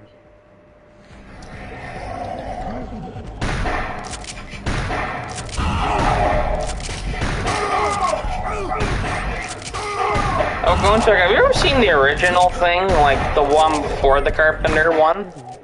The 50s one that Ahab seems to hate? I've seen it. It's not bad. Favorite movie this year? Oh, shit. Still haven't seen X, so I can't say... So, I can't really say too much. Still haven't seen Everything Everywhere. Still haven't seen, what the fuck? I still haven't seen the Nick Cage movie. Still haven't seen that. I've seen pretty much everything else that matters. Still haven't seen Nope either. I still haven't seen Nope. Don't give a shit about Bullet Train. Never watching that piece of shit. Movies are difficult to track down on streaming services, which is why I haven't seen many of them. Alright, so, my favorite movie this year. I gotta go and say... It's either The Black Phone or The Northman. I haven't seen it. Probably The Northman. He just thinks it doesn't compare. Everything everywhere is great. I haven't seen many new films this year other than great, so I can't say at this time. Yeah, I've seen the 50s thing. It's a lot closer to the book in the thrill and the horror. But then when you see the monster, that's when the changes happen from the novel. It's a cool chiller movie. It's still a creepy ass, but it's a creepy movie when you see it, because most of the movie is suspense. Although it's kind of fucked if you already see like what the monster, because you only see the monster once in the movie actually. It's all just chiller and just a weirding you the hell out. I remember James Rolfe said he liked it more than the remake. And then, when I told Ahab that, Ahab was like shitting on him. It's like, even Tom Savini prefers the 50s The Thing. Tom Savini said that in the fucking video. Like, he came in and James asked him, like, which one do you prefer, the Carpenter version or the Howard Hawks movie? And Tom Savini said the Howard Hawks movie. Which you would think that he would say the Carpenter movie, because special effects, you know.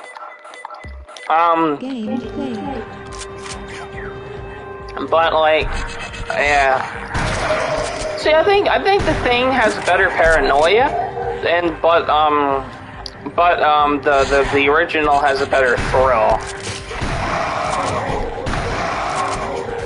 And also, it's definitely more sci-fi, like, and there's definitely like a bit more like exploring and stuff, because the remake's more about the paranoia. The prequel, it's grown on me a bit. The prequel's not perfect, but it's grown on me a bit. The problem with the prequel is that it's kind of a generic complaint, but it is kind of the same movie as the remake, mostly. So, that's the problem with the prequel, really. The ending's pretty cool. But, yeah, it's just kind of it just feels too similar. Like, there's a lot of there's enough differences to make it nice and chill, and the prequel aspect is really cool. But, yeah. Then again, I might be the crazy one here, because when I first watched the thing, I didn't like it that much. But it grew on me more and more as I've seen it, because I've seen it more and more. Same with the prequel.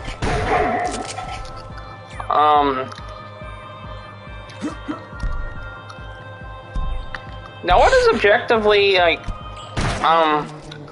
goes there? Years ago, and remember the ending. The ending of the remake made it for me. Yeah, I still haven't read the novella. There's two versions of the novella. There's Frozen Hell, which I've been told is the absolute version to read. They have told me not to read it, but my friends who've read it and are John W. Campbell Jr. experts seem to say read Frozen Hell instead. It's the complete and uncut edition of Who Goes There. It's what it was originally supposed to be titled, but I believe it was too controversial of a title. I don't know the full story, but it was an interesting story.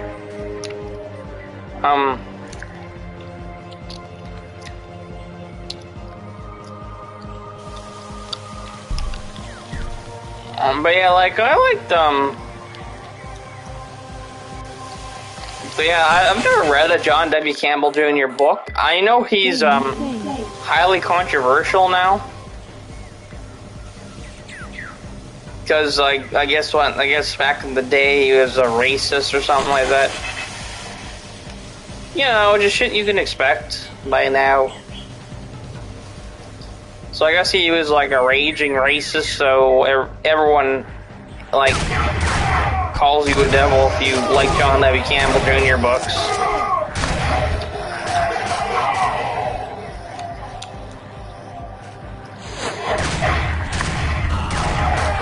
Well, he was like a really big editor, so like he's very influential on a lot of things related to sci-fi. Mainly sci-fi, because the horror is very light.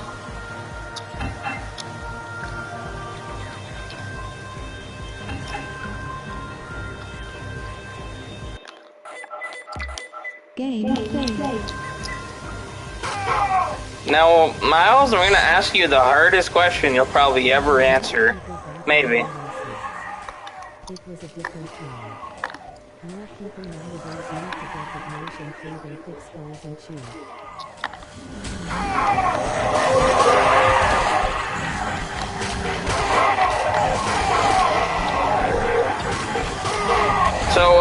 So Miles, the hard question is, who's your least favorite author of all time?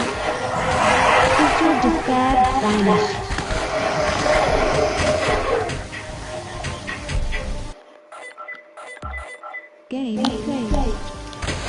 I think mine, I would cheat and say James Patterson, but that's just cheating. So we're gonna exclude James Patterson. Favorite author is Al Smith.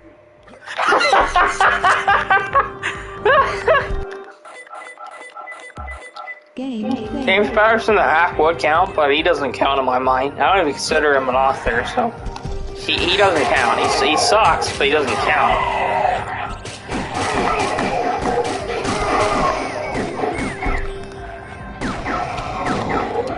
I've read one of Edward Loren's books. He's a really mediocre writer. Straight answer L, but the worst fiction I've read was by a fellow named George Saunders. Oh damn! I'm gonna have to Google that guy up.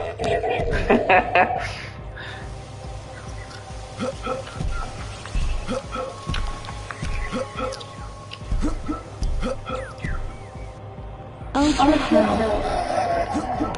One of the prose was very basic, not very deep, and laden with unnecessary profanity.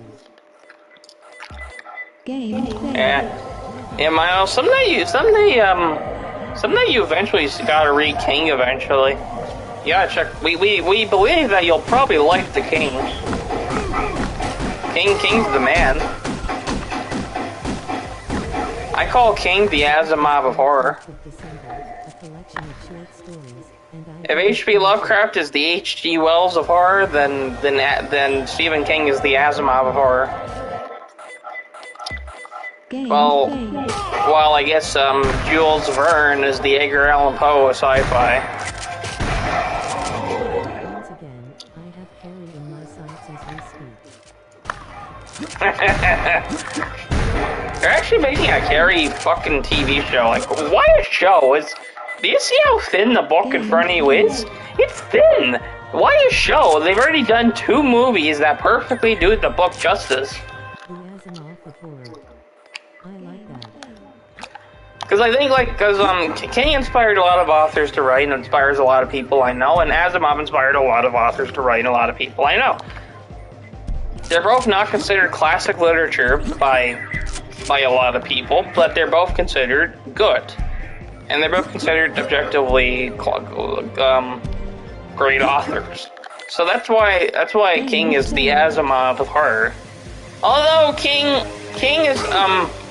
does write a lot of different genres instead of just horror. Just like how Isaac Asimov writes a lot of different genres instead of just sci-fi. So it is really the Asimov of horror. It's a good analogy. They're both known for writing a lot of books, although I believe Asimov. He was heavily influenced by him and found his early detective act. Yeah. See, the thing with Sir Arthur Conan Doyle is he's generally always known as the mystery guy, because of Sherlock. So though he has a lot of sci-fi stuff or whatever, the general audience sees him as the author of Sherlock.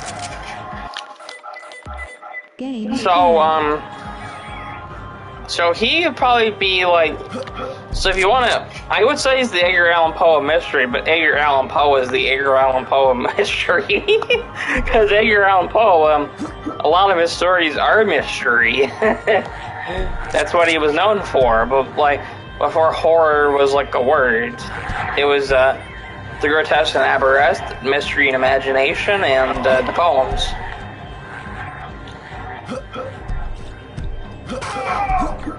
Yeah. Miles, aren't you, didn't you say before you're not really a fan of Poe?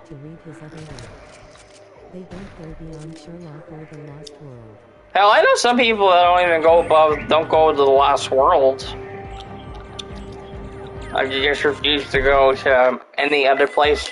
It's like the people that read, what's an author I'm looking at on the wall? It's the people that read Dan Simmons. Fuck it, actually, no, that's a bad example. It's like the people that read, Stephen King, they just stick to the horror stuff, but, they don't go read anything else. Or, good example, Ahab's favorite author, this is just a joke, by the way, but George R.R. Martin, who he hates, despite him doing, the same thing that Clive does with his books. But anyways, like, George R.R. Martin, he's mostly known by people as the fantasy guy. But he's written so many good books and edited so many good books as well, like Wild Cards and Night Flyers. Armageddon Rag is about music. There is, if you like Frankenstein, read Sand Kings. He has he has a vampire novel, Fever Dream, which is one of his better books. A great source to expand one's vocabulary, but like, yeah, like George R.R. Martin, he's a terrific author. And unfortunately, most people, I think even Ahab as well, like, only read the fantasy shit, which is the fucking Ice and Fire. They don't even read the spin-offs, too. Yeah, they don't even read the spin-offs to Game of Thrones. They just read the fucking 5 books and then complain that he's taking forever to write 1 book. Meanwhile, Clive Barker has a bunch of fucking unfinished sequels. Art 3, Aberrat 4 and 5, Cabal 2 and 3. Galilee 2, every single fucking thing, is delayed, and now he's got not an autobiography, but a biography coming out. Like someone interviewed him, and they wrote a book about him. So he's probably, when they get to the stage of a biography and writing about his life and writings, well, he's probably near at the end of his life,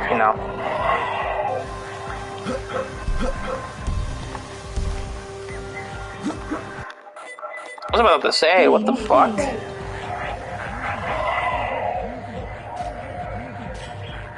But yeah, George R. R. Martin, he's a terrific writer. He's probably one of the best ever. Actually, I think he's actually one of my he's actually in my top 5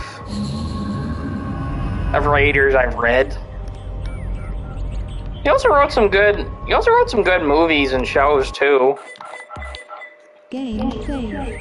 Although, unfortunately, most of his work that's been adapted hasn't been, like, very good adaptations. I mean, Game of Thrones has been pretty good, but, like, you know, like, shit. The spirits accept your offering. I grant you the leap of faith, Tempton. And also, apparently, House of the Dragon's still very good. To complete the series. Yes, I know it's unfinished. Well, technically, to complete the series, you'd also want Night of the Seven Kingdoms and Fire and Blood.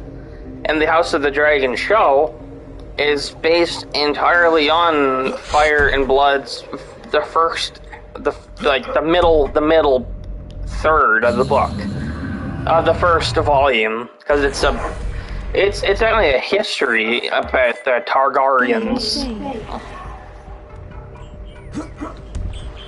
It's the Targaryen lore and history. Huh. Which, unfortunately, there's supposed to be 2 volumes, and George also has not finished Fire and Blood either. But, like, that's kind of like, but, like, Fire and Blood, it's just a history thing. It's not like really that there's a needed, required story. It's just more so like facts. Not facts, but it's like little stories about each of the awful Targaryens. Because the Targaryens are the awful people in the Thrones world. Ahab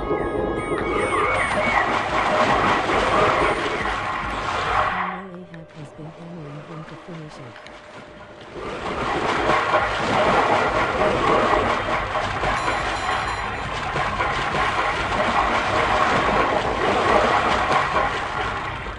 But like, yeah, there's so many authors that that didn't get to finish their series. Like Robert Jordan didn't finish Wheel of Time; someone else finished it for him. Dune technically wasn't finished by Frank Herbert, so it was finished by his son. The Toronto trilogy by Robertson Davies was never actually finished. Fuck, that was never actually finished. It still isn't finished. Clive Barker's, most of his books still aren't finished, and he's probably going to croak eventually. Michael Crichton left a lot of unfinished books around. They just released Dragon Teeth a couple years ago. Game played. The Silmarillion was unfinished, like... The Silmarillion is obviously going to be the basis for a lot of content coming up for the Middle Earth.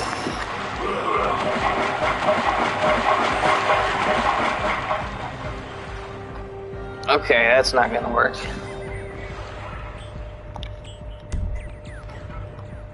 Shotgun. What can I do that works?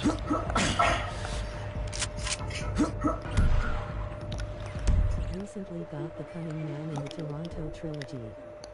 Haven't read it yet. Was considering finishing the series myself. Maybe, maybe not.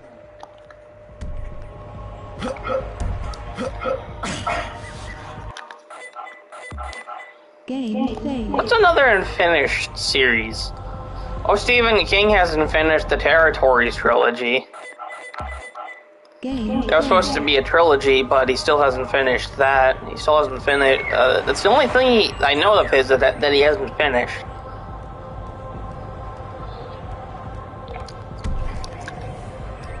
Fuck, I don't know where to go.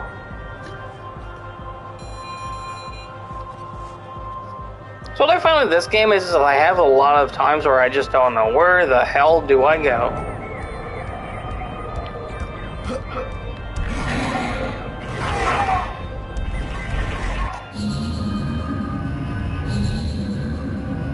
Snow series from Dean Ray is unfinished. Yes, My username on Discord is actually Dean Ray. So, it actually is Dean Ray. Honestly, if you ever get Discord one day, just hit me up and tell me. I'm trying to get everyone on Discord. This Discord's pretty good for using it over fucking Instagram and shit.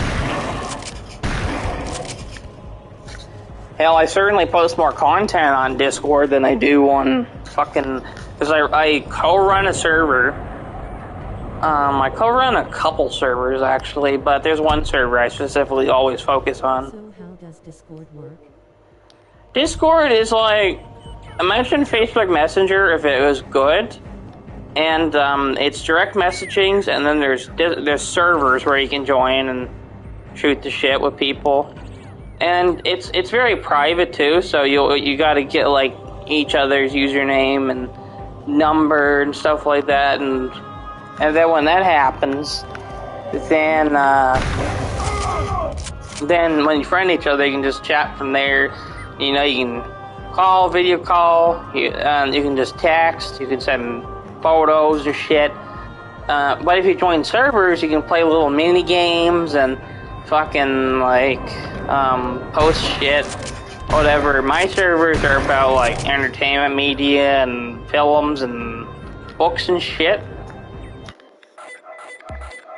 And also, like, I have one focused like on my movie that I'm putting out eventually. One of my films that I'm putting out. Interesting. I'll figure it out someday. It's pretty easy once like you... Because once you get on, it's not like Facebook where you can just search everyone up. Like, you have to get their specific information, like their number, just to... Their username and number, which, for me, it's like Dean Ray numbers 0 something something something. And, and then, like, fucking, like... Yeah, it's like you just kind of go from there, and that's... I don't know, it's pretty useful, like, tool to, like, chat and also get to meet some folks online. Most of my watching material these days is old Half Dog Productions reviews and select booktubers. Yeah. Yeah, I watch a lot of Half Dogs as well. Yeah. Yeah, like, fucking, yeah, like, I post a lot about books and games and shit, like, and all that, and I encourage people to write a written review, or co-read, buddy read, whatever the fuck. I think Discord is, like, a really useful tool to chat. It's not, like, some corrupt shit, like, fucking Instagram or something like that, where you gotta deal with all the fucking, like, terrible, terrible, terrible people.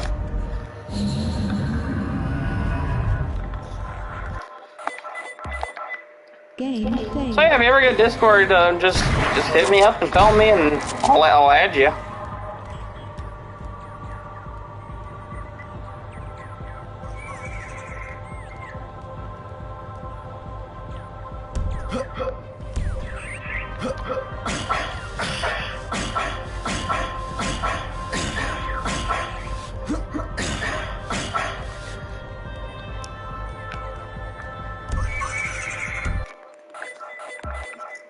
I'm still debating about posting my Why BookTube Needs to Die videos. I have a feeling the few who follow me won't go resort there.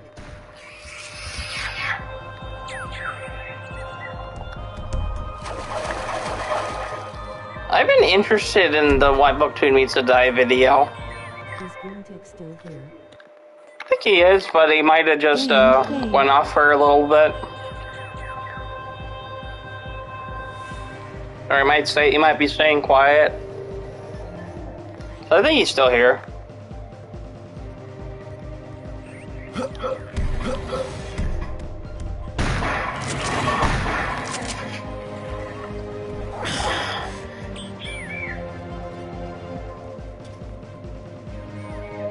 got my old account banned on Discord somehow. Yeah, that's right. Goontuk used to be part of one of my servers and all that, and he was somehow banned on Discord. Didn't you used to be on, like, Al Smith's Discord server or some shit?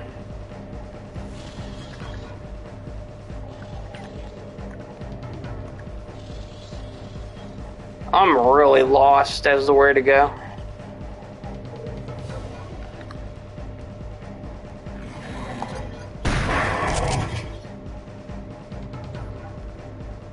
Fuck, I'm lost. I'm really, really lost. Read over 2 videos.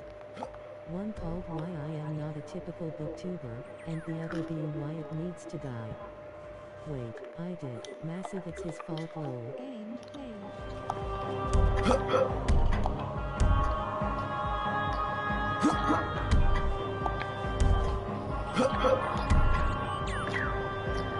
See, when I first came on YouTube in the year 2017, I don't know.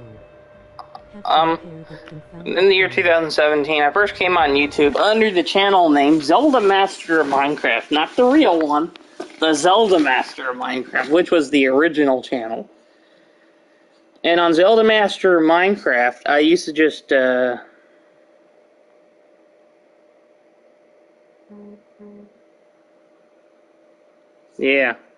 Fuck, shit.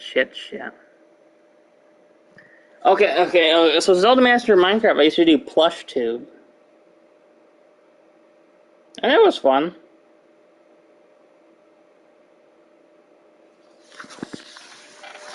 But then, of course, you know the story. I had 3,000 videos over...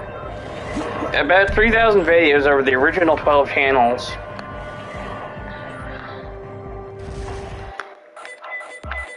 And like and then the channels all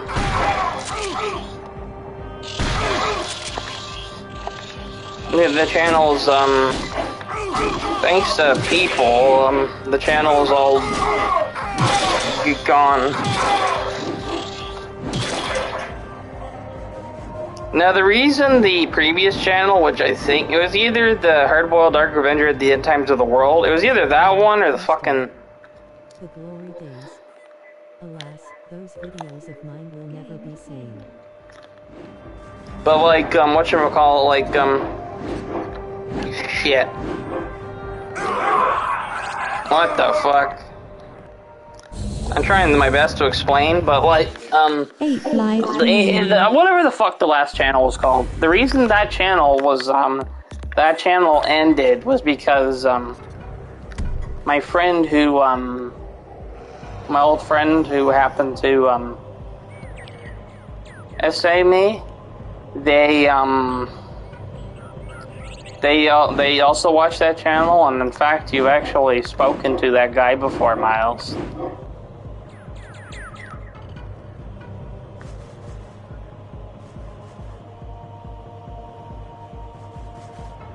Alright, I'm fine now.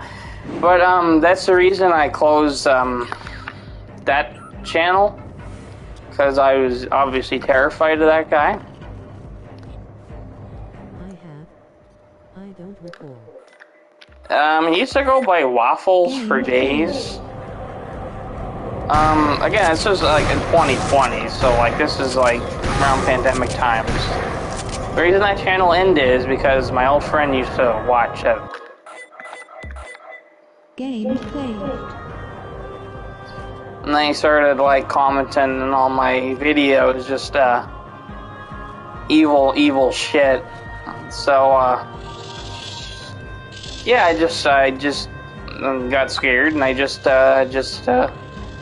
switched to this channel. I think this is the only official channel that I actually still have running.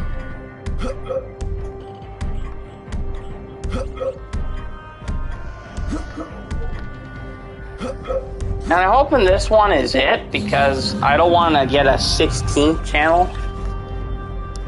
Fuck, I don't know where to go. I'm so lost. This is just level 2. I can't figure this shit out.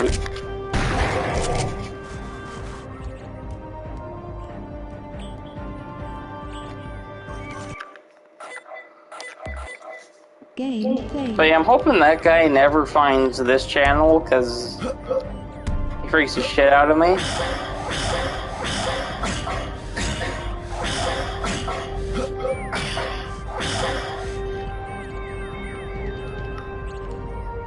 And, yeah.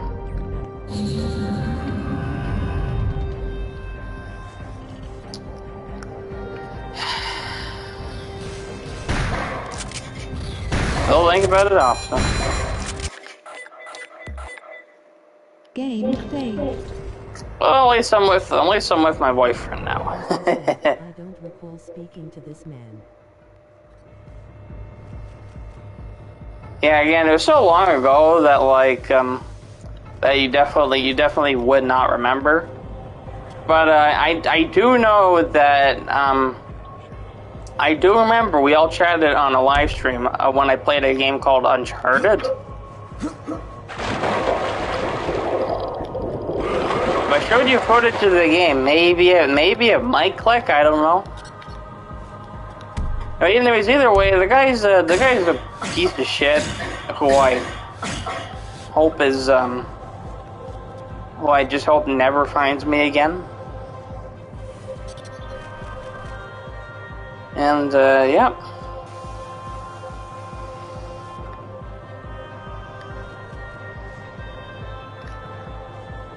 Like even hearing like his name or just mentions of his name just like make my fucking heart just race. Like Game played. like one of the few people I'm actually terrified of.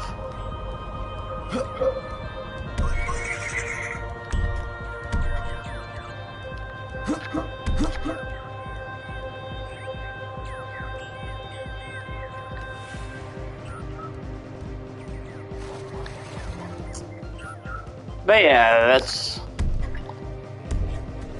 Yeah. Anyways, I'm gonna try and focus back on the game. I don't recall.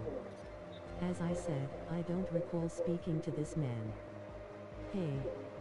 I'm back. I had a similar situation, only it was with a girl, and in high school, and the authorities nearly got involved. Long story.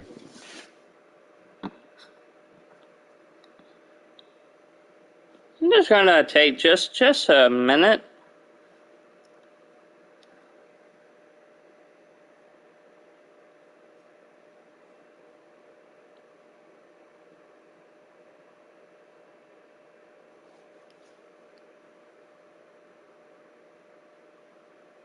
Oh, welcome back, Knives.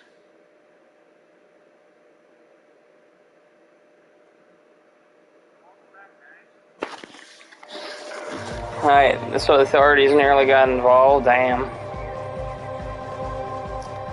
Yeah. I've told my story to a select few people, and this is so far buried in this live stream that's like, no one watches this shit anyways, so... Like no one I would know would watch this shit anyway, so it's not like they're gonna see this, but... I'd probably prefer to put the story in like an actual video where I have time to talk about and discuss it and answer questions and stuff about what happened and the who, what, when, where, and why.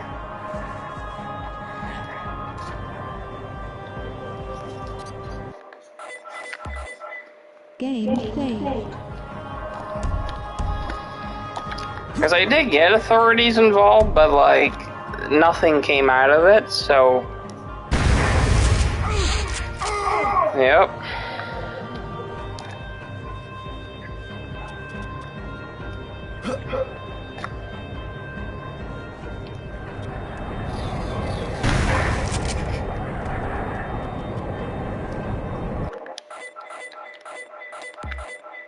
Game played.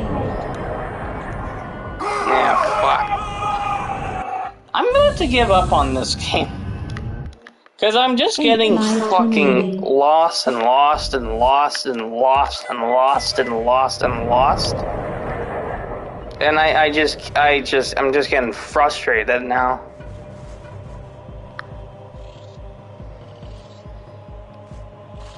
It's a good game, it's just, god damn, how many times do I fucking...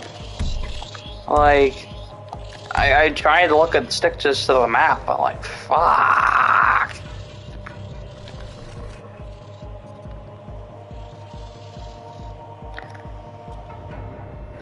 This game is like people having anal sex with a tire.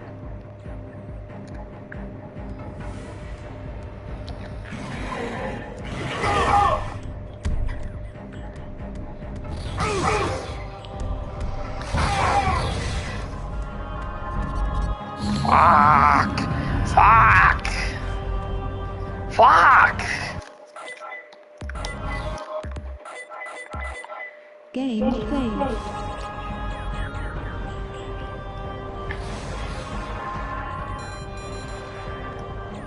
And I don't want to switch games because that would just end the stream. So I don't want to do that and have everyone have to restart and shit. But fuck.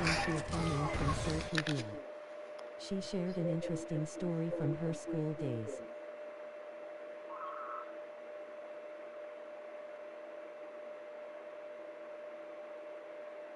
So Kelvia, isn't that what Milkmers goes by now?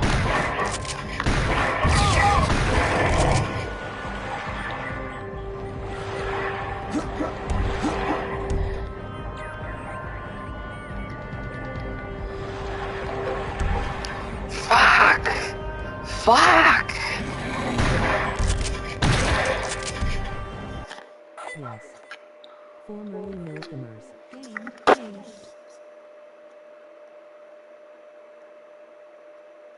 I see. Have I ever told you about, did I tell you I also bought a copy of Dante's, famous first part of his trilogy, Inferno?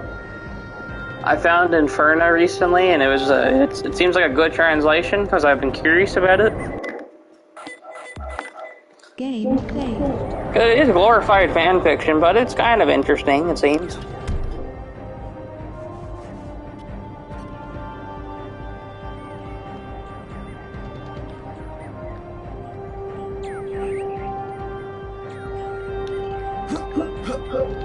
it the Dorothy Sayers translation? I don't think it's that translation. It's Game failed. fuck, I don't know what the guy's name is. I had the book in front of me, but it's not in front of me right now, but fuck. Shotgun. Fuck, fucking fuck. Fuck. Fuck.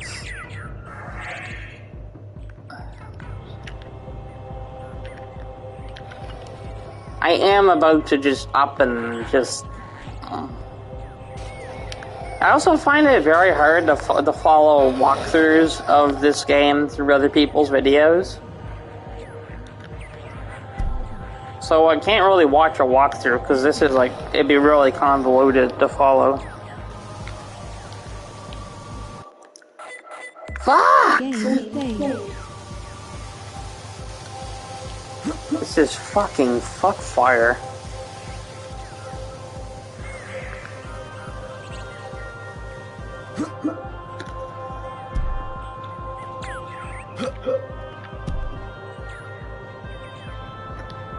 Is it Melville Best Anderson? I don't think it's Melville Best Anderson either. Let me go take a look. Okay. I'm just gonna go grab it because fuck this game. It's a good game, but fuck this game.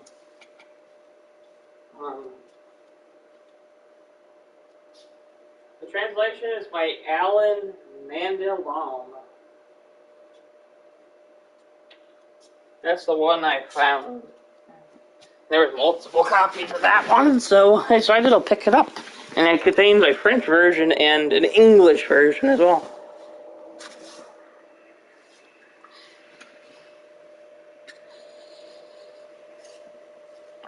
Interesting. Never heard of that one.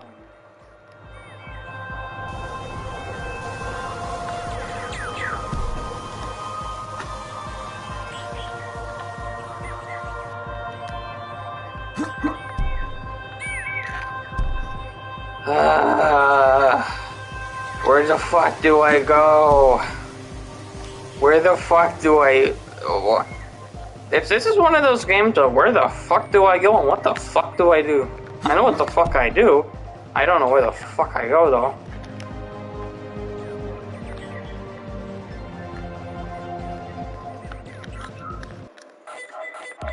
Game saved.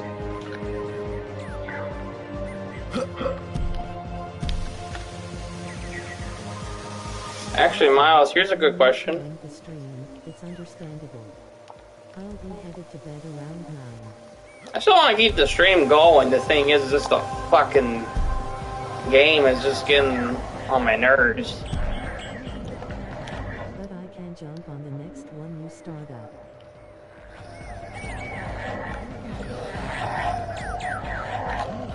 Alright, let's go take a look and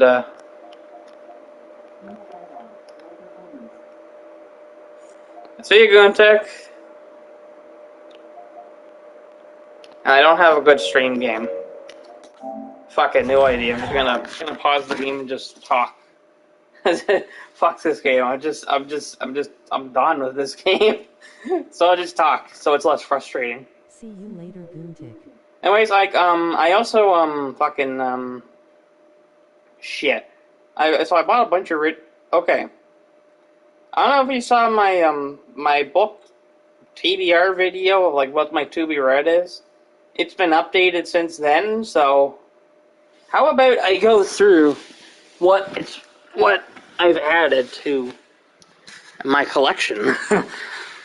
Alright, so of course there is Futuristic Violence and Fantasy Suits, Jurassic Park, Rising Sun, The Lost World, Timeline, Next, Silence of the Lambs, Hannibal, Neverwhere, Children of Dune, Starship Troopers, Stranger in a Strange Land, The Silmarillion, Baron and Luthien, The Trench, Fall of Hyperion, The Abominable, Clash of Kings, Storm of Swords, Feast for Crows, Dance with Dragons, Night of the Seven Kingdoms, Fire and Blood, Dracula, Ghost Story, Floating Dragon, Coco, Magic Terror, Lost Boy, Lost Girl, Dark Matter, Neuromancer, Firestarter, Different Seasons, The Talisman, Thinner, Skeleton Crew, It, The Dark Half, The Stand, Four Past Midnight, Needful Things, Nightmares and Dreamscapes, Rose Matter, Desperation, The Regulators, Dreamcatcher, Blockhouse, Cell, Under the Dome, Doctor Sleep, The Institute, Scatterbrain, The Broker, The Silkworm,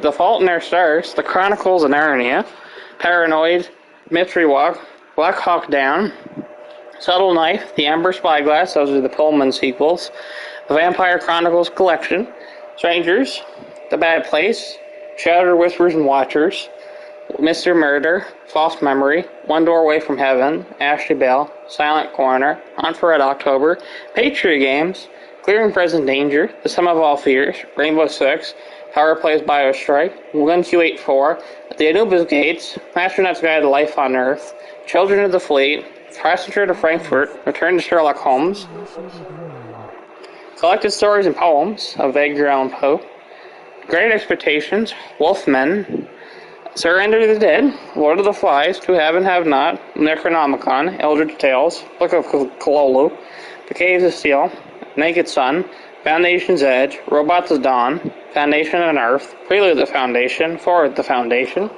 The Living Dead, Magica, The Haunted, The Minority Report, So Long and Thanks for All the Fish, Dirk Gently's Holistic Detective Agency, Mostly Harmless, The Trap, One-on-One, Twilight, New Moon, Eclipse, Breaking Dawn, Dark Mountain, In the Dark, Body Rights, Wake the Dead, Inferno, Flesh, and A Clockwork Orange. And yesterday I just finished The Woods Are Dark. So that's my collection now. If you ever want to co-read any of those with me, feel free. I'm currently not sure what the fuck I'm going to read next.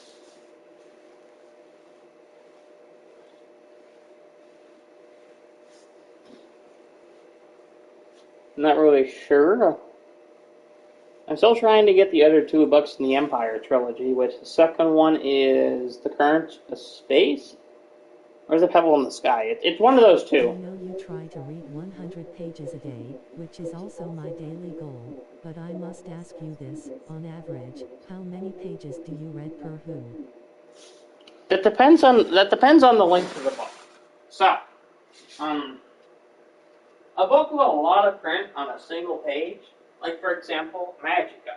The reason I haven't read it is there's a lot of print on a single page, and it takes me like 3 fucking minutes to read a page of that. Although I've gotten faster at reading since then, so I'll eventually try and finish it. It'll probably be 2 minutes. So usually it's 2 minutes if it's like a soft cover or hard cover. And with small paperbacks, if they're like the mass market, just your average printing, just not too many words on one page, it'll take me less than a minute or half a minute to read a page. So sometimes it takes me 50 minutes to read 50 pages. Yeah, like I can blow through paperbacks pretty fast. That's why I usually try and go paperbacks. Not because it's hard to read a lot of pages, but it's easier just to feel the progress. For years, in a paperback. it used to be 30 for me, but lately, as I got back into reading, it has increased to 40, with a minute and a half spent on each.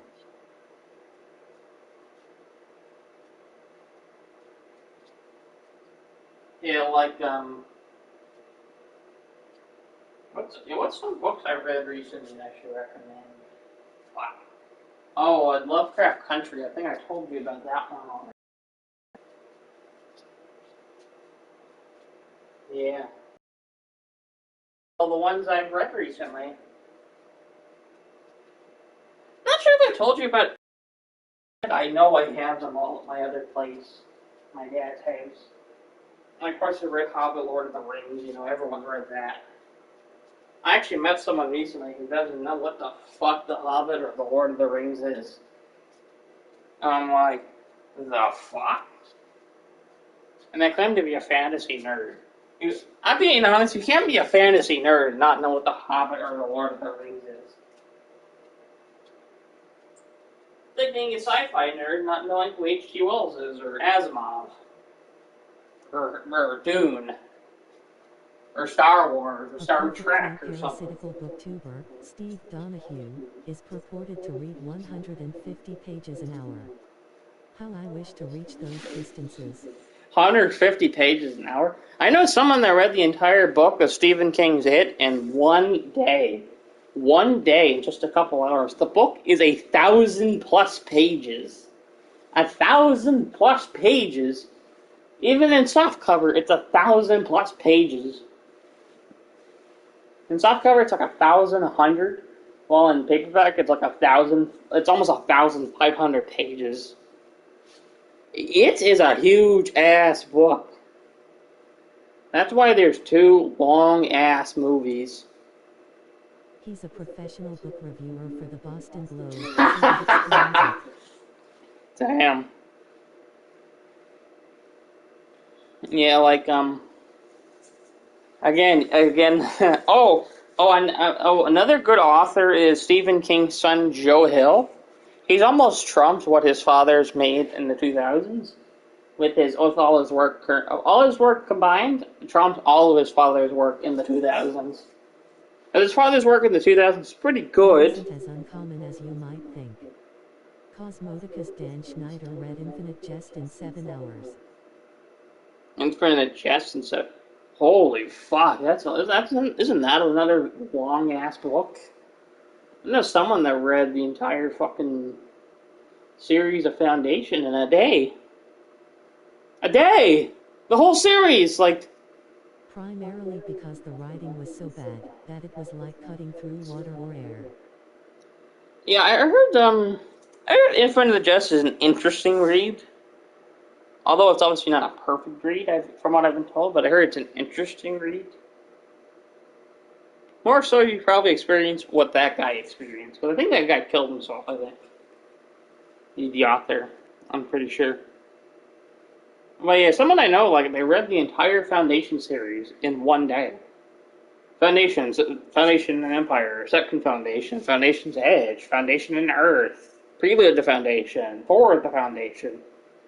And then they read the Robot series in one day, which is iRobot, Rest of the Robots, Post-Tronic Man, the Bicentennial Man is also, I think, the same thing, but like, fucking Case of Steel, Naked Sun, Robots of Dawn, what the hell is the fourth one called? I can't remember what the fourth one is called.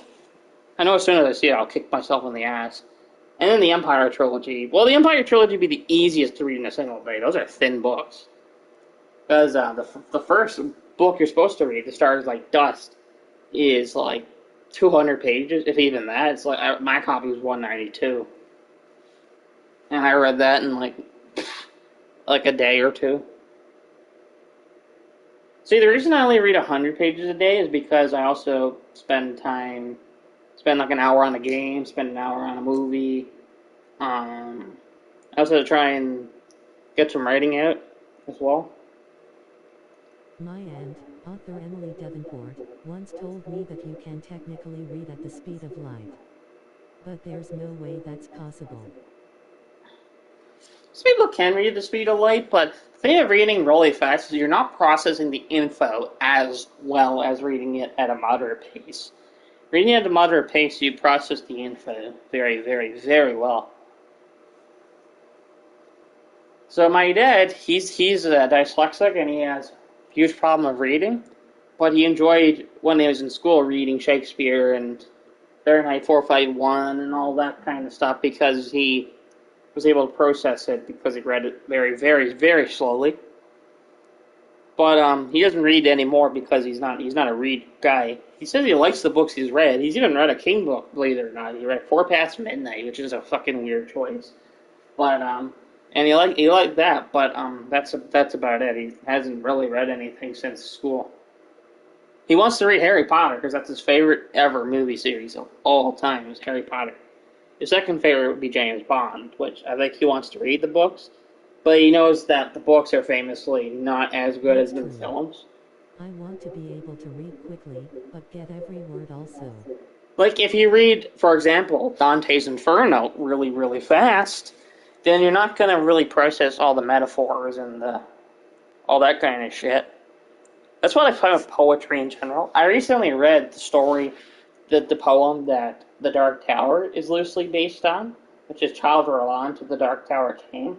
It's 5 pages. Google it up. It's worth reading. It's a dark, really weird, fantastical, bleak story.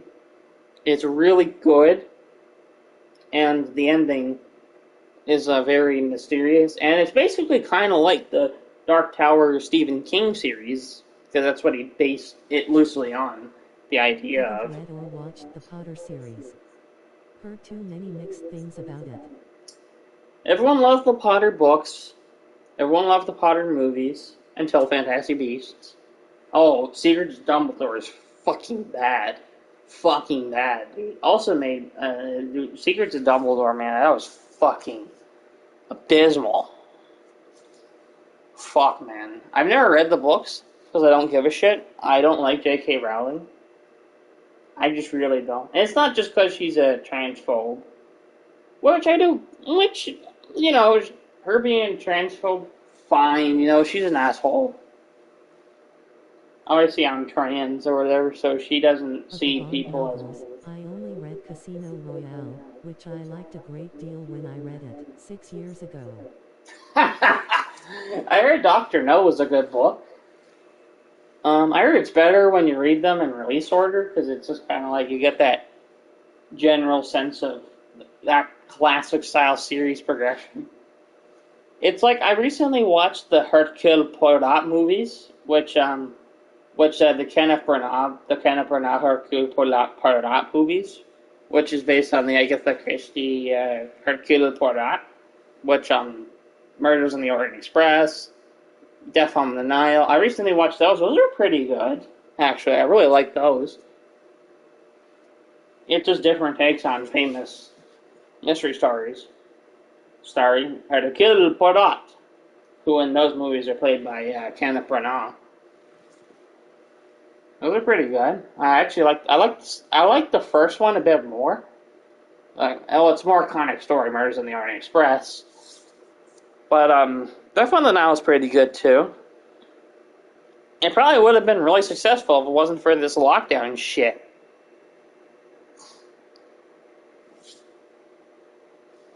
If the lockdown had lifted just like a month before, everyone would have watched Death on the Nile. Still need to read Christie. My favorite female mystery writer is probably Josephine Tay. Her name is Josephine. Is that me? I'm not really good at writing mystery. I still need to show you one of my written stories sometime. The writings, I'll warn you, the writing is very sloppy. In fact, I will go do that. I will go send you a copy of one of my stories.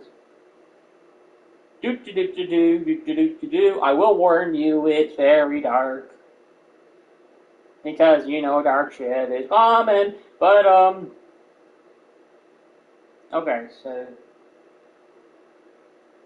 Where the fuck do I, get my copy of, I'm hoping I find my, shit.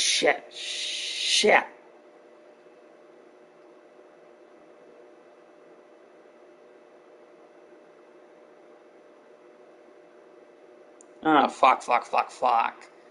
I'm gonna try and send you my story. Yes, I found my PDF file. No, it's not you. She was a Scottish mystery novelist, most famous for creating Inspector Alan Grant. Her name's Josephine, and then there's, she made Alan Grant.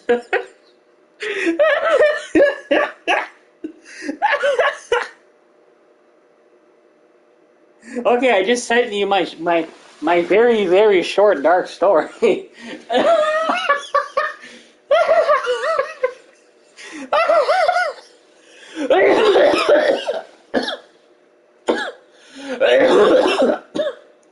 Holy Jesus. Oh my God. Dude. Oh my God, I'm sweating my face. Oh.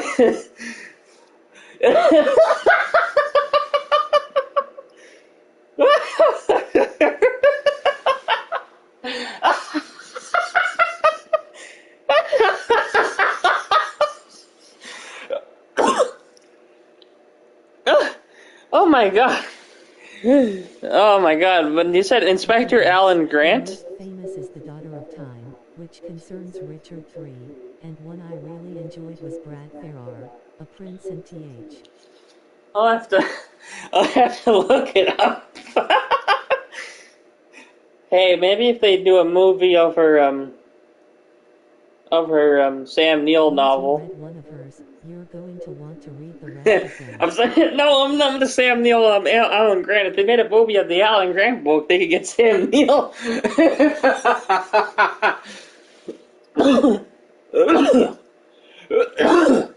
Jesus.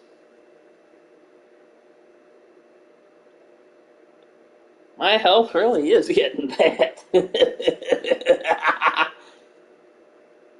Well, not super bad, but my health is kind of not the best right now. Holy shit. That made me fucking laugh. That was fucking funny. I don't know why. Oh, shit.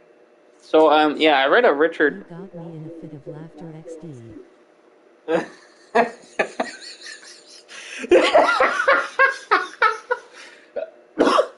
Oh, shit. And her name was Josephine.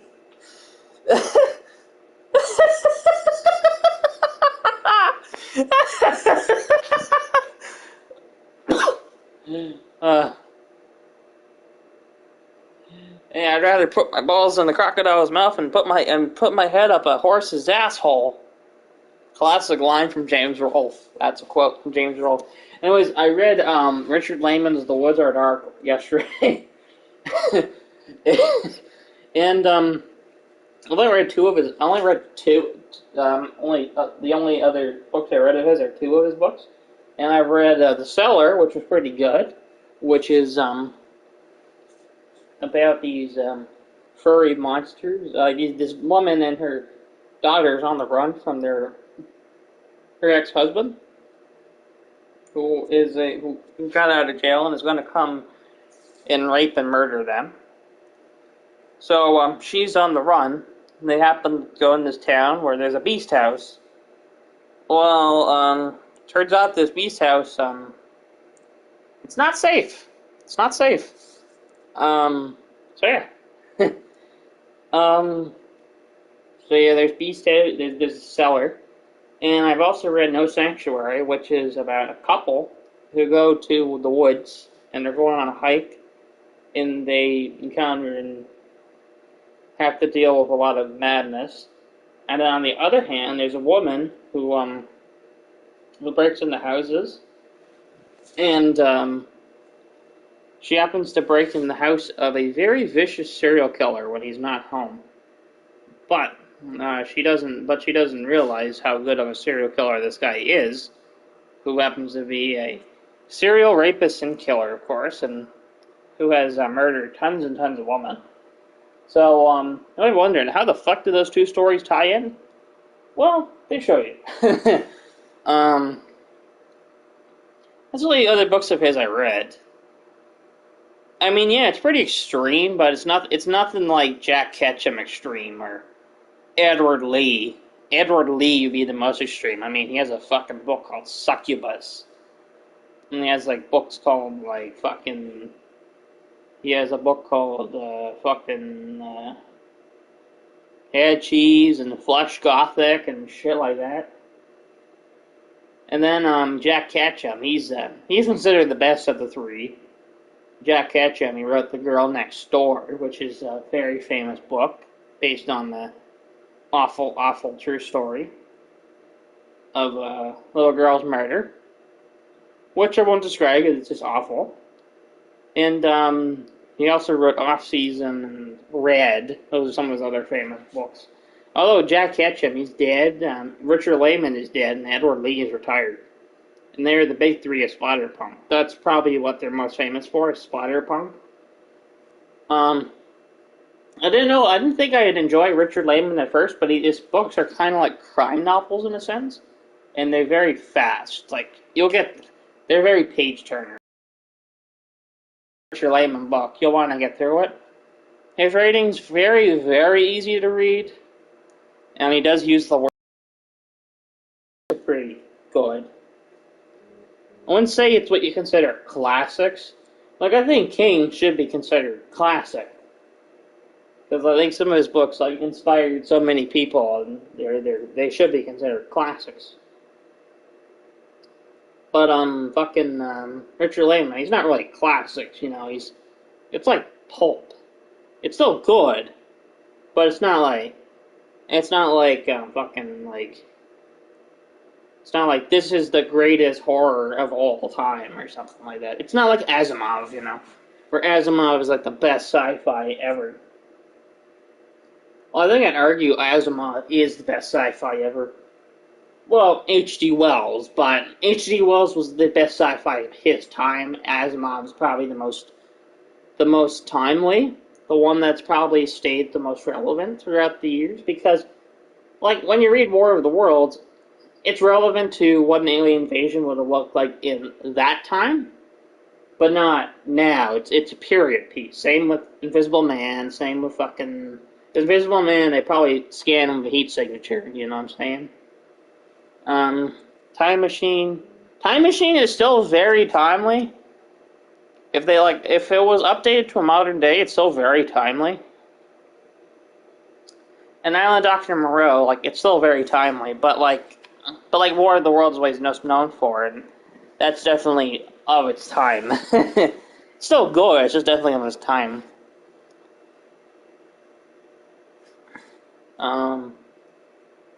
But like Asimov, he talked sci-fi, fucking like, about him you wouldn't have Dune, you wouldn't have fucking Philip K. Dick. Had to make my cousin's bed. Got your story in my email. Nice. I think it's a 2-page story. It might be 3 pages, I don't know. It's about 2 pages.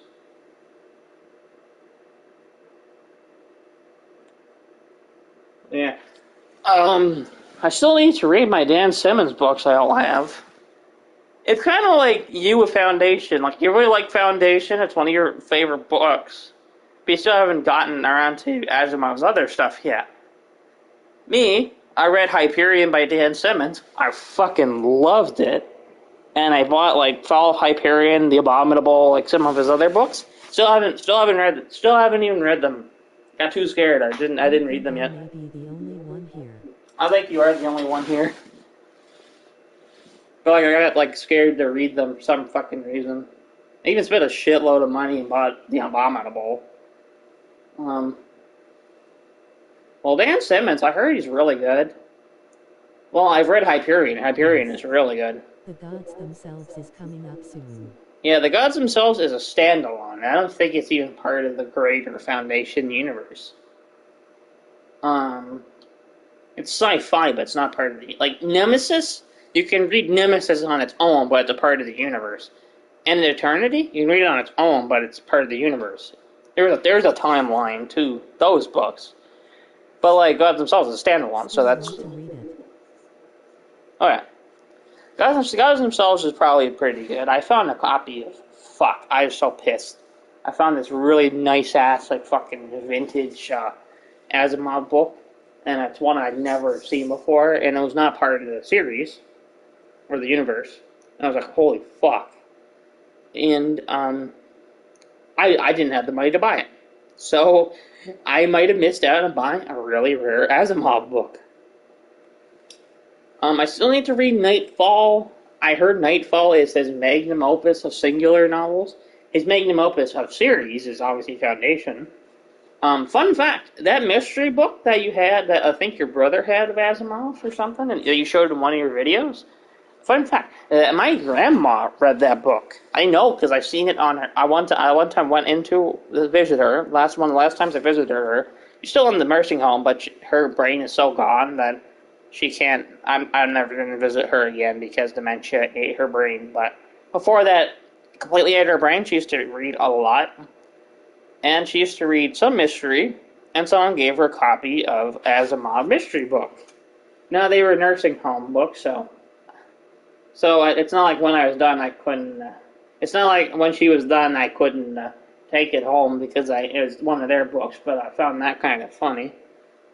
It's still kind of funny because, like, Asimov wrote 500 books, but I've seen, like, the same couple of books around and around. It's like there's some books of his that must just be timelines, or maybe. I mean, that's the true beauty of Asimov. You can pick up Asimov and you'll be like, because, like, with the robot books. My brother still hasn't read it. He reads about 0% of the books I lend him. His work gets in the way. Damn. Yeah, because the thing with Asimov is like the robot series. Like, yeah, there's the main series of Robot, but like the short stories like I, Robot and all that shit, it's like prequels, but they're like standalone. So there's just so many, like, rich pieces of Asimov to read. Like, the main series would be, like, Case of Steel, Naked Sun, Robots of Dawn, forget what the fuck the fourth one's called, but it's about Daniel Oliva. Oliva? Olival? I don't know. I'm looking at I'm gonna go pick up my paper. Not only that, but he never gives them back, saying that he'll get around to them eventually. Well, another sci-fi book you definitely need to read is Dune, but I know once you read it, you'll be wanting to read the rest of the series. I mean, the original trilogy, I assume, is the best because I haven't read the third book because I got scared. I heard it's a good ass book. I really like the second book. The second book is fantastic. The second book is really, really short too, and it's fantastic. It's kind of like an epilogue to the first book because the third book takes place a lot of time later. After the first two Dune novels. And also, I really like the new movie. The new movie is really good. I know A has been putting off watching the new Dune movie because he's just worried that the director didn't get his own cut. It wasn't his full cut, and he was worried that the sequels wouldn't come out. And the sequel is coming out, but he learned about the director's cut not being a thing. So he decided he has to not watch it yet. He has it now. He got it for cheap. Decided not to watch it yet. I've been craving to read Dune, but my brother wants to read it with me. He still hasn't really gone to the Empire yet after over a year. Damn. When you read Dune, like basically read all the Frank Herbert books. His son wrote some good books as far as I've been told, but as I've been told, they're kind of like, you know, I told you about how there's 4 Foundation books not written by Asimov. It's like that. It's like, they're not bad, currently, but they're not amazing. They're just kind of like, it's almost like Harry Potter 8, how it's almost like fan fiction. It's just like glorified fan fiction, really. Although the first 2 books by Brian Herbert's era of Dune actually concludes the entire series completely. Because the second trilogy ended on kind of a cliffhanger, apparently. They're open-ended books, so like you can still read the 6th book and still have an ending. But Frank Herbert left loose doors open for in case he ever was to finish the series. And I think what stopped what kind of killed him is that when he was finishing the 6th Dune book, the movie came out and it was a flop. The 84 movie. And he finished the 6th book and released it in 85. And obviously by then, not as many people wanted to read Dune because the movie was a flop, and Ebert and Siskel called it the worst movie of 84. Which it's not. It is not by far not the worst movie of 84. There's worse movies that came out in that year.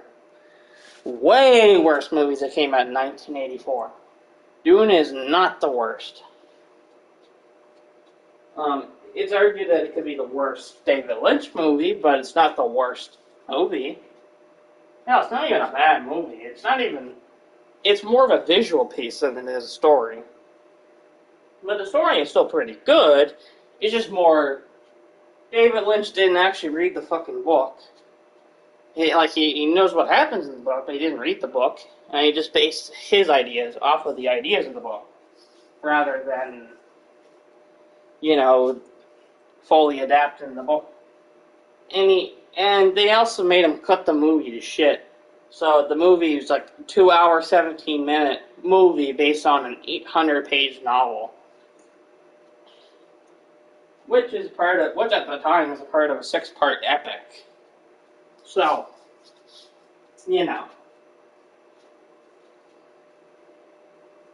They're making a new Dune video game, and it's like some open world kind of like big budget thing. But yeah, it's pretty cool. You can call it the original Star Wars, basically, because it is. It's basically, literally is Star Wars. It's like, you can point out, like, besides, like, name changes and some slight differences, like, Star Wars clearly, like, took, like, a lot out of it.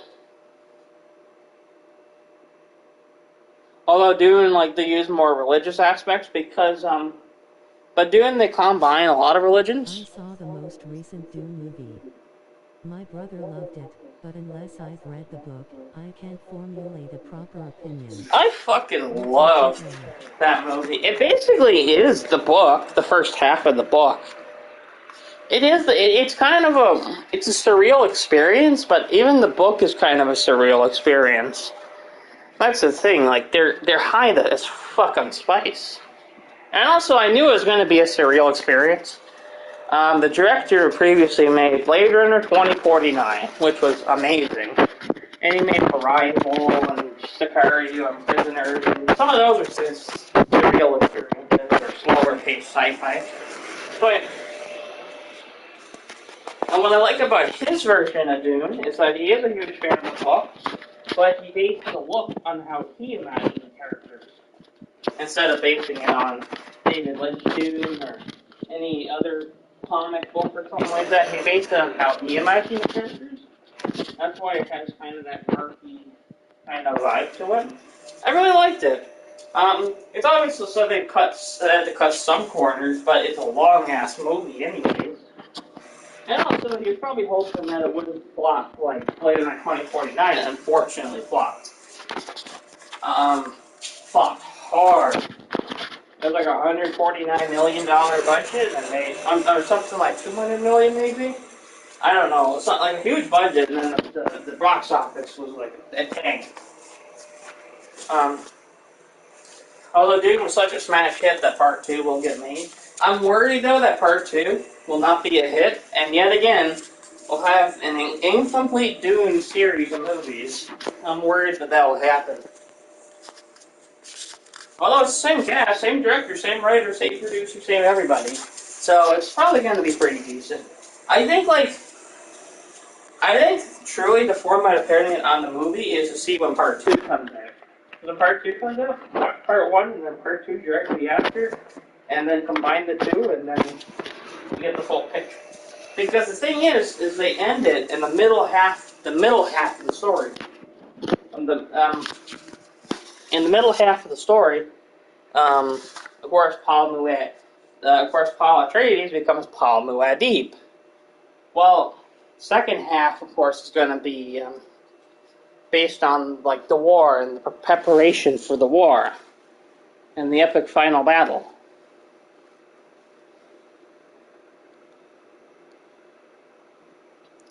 So yeah, that's my take on 2021 Dune, or Denis Villeneuve's Dune.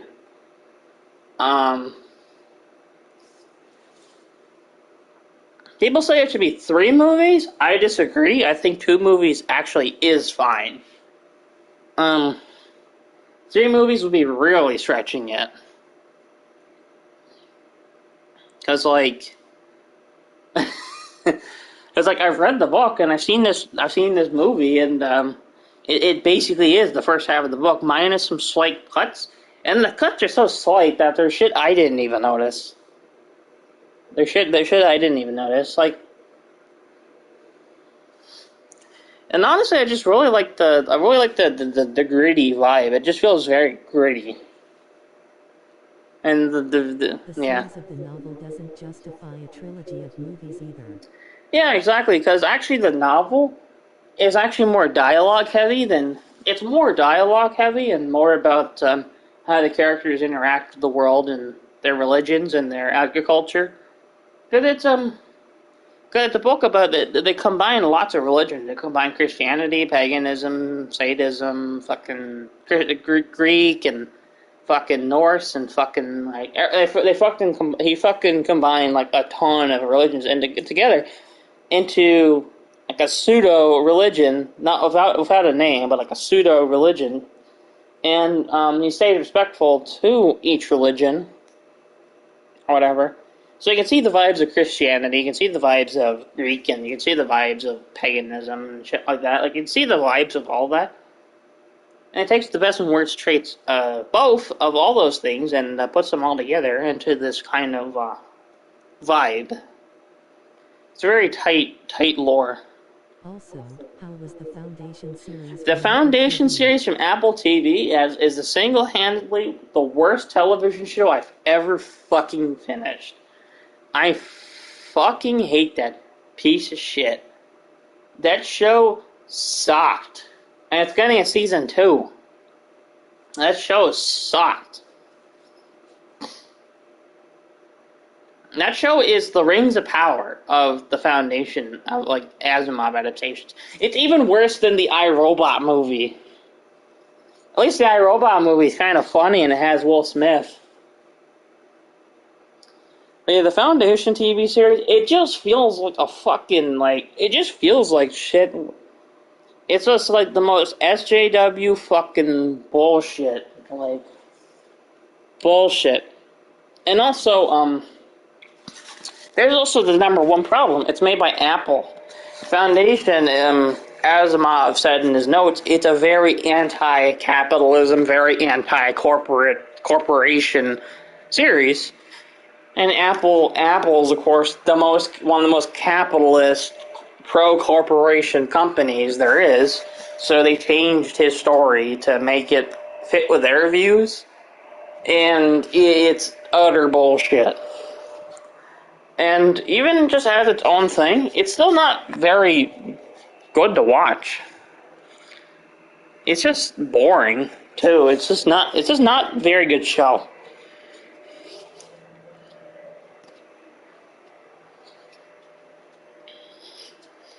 Another mistake is they kind of also based it on, like, the prequels first, sort of, and the first book. It's like a mix of all this shit. Nonsense will soon come to an end. If people don't like it, it won't make any money.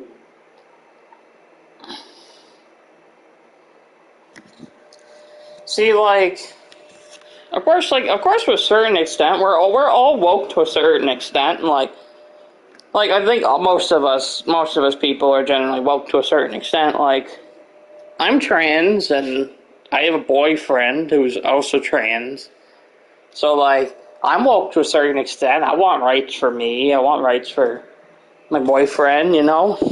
Also, of course, I mean, like, sort of LGBT rights. Like, I believe in that kind of shit, but, like, holy fuck, I don't want to watch every movie and be, like, hammer-fisted down my ass about fucking, like, oh, woman can do no wrong, you know, like that kind of shit.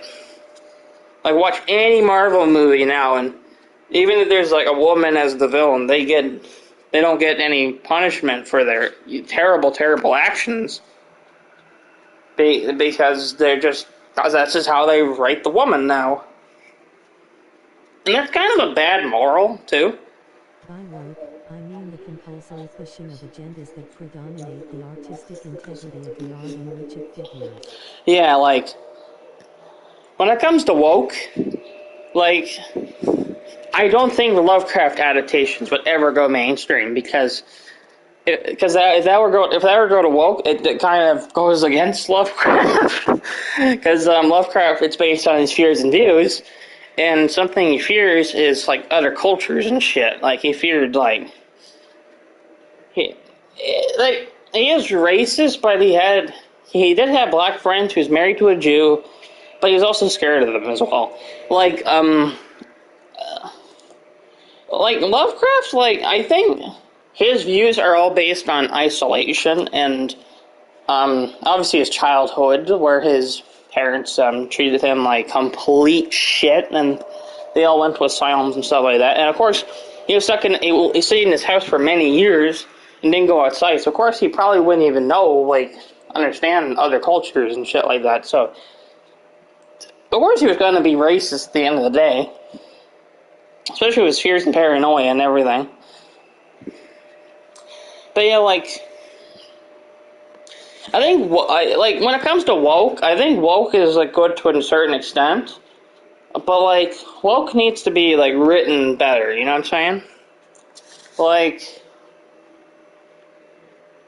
for example, Jordan Peele's movie Nope, I was told actually does pretty well. It's not very, very ham-fisted in your face, the message. There is some message, but it's not very ham-fisted in your face. It's subtle, it's there, and it's written to the plot very well. Apparently, I haven't seen the fucking movie, but I heard it's a good ass movie. But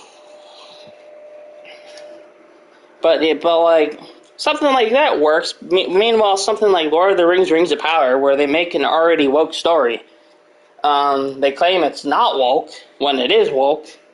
Dude, it's about other cultures coming together to fight one greater evil, colonization. It's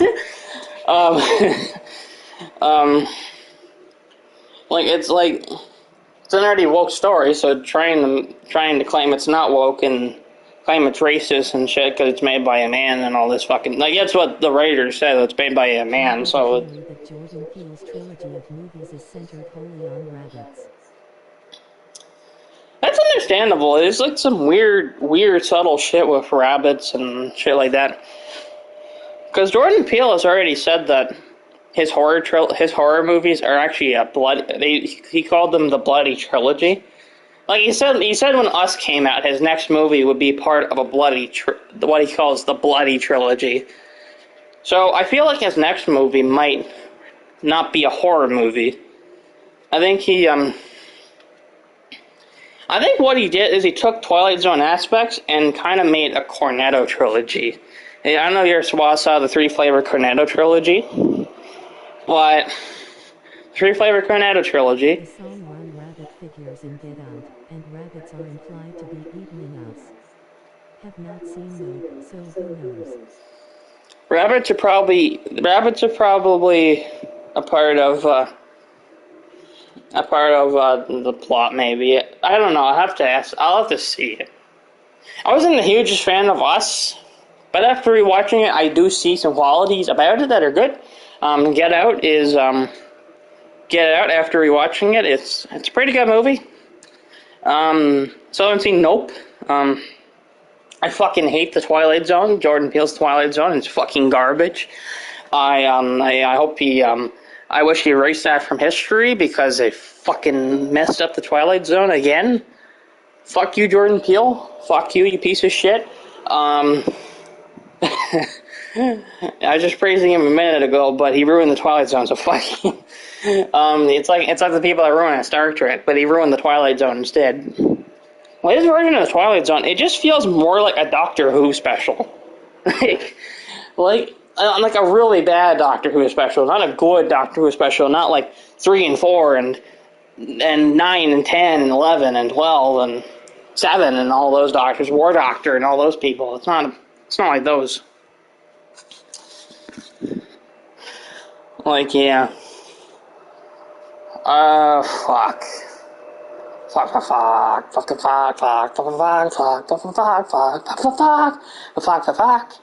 I'm probably gonna watch X tomorrow. I was considering streaming tomorrow, but I'm probably just gonna watch X tomorrow night instead. I was gonna watch it tonight, but I'll watch it tomorrow.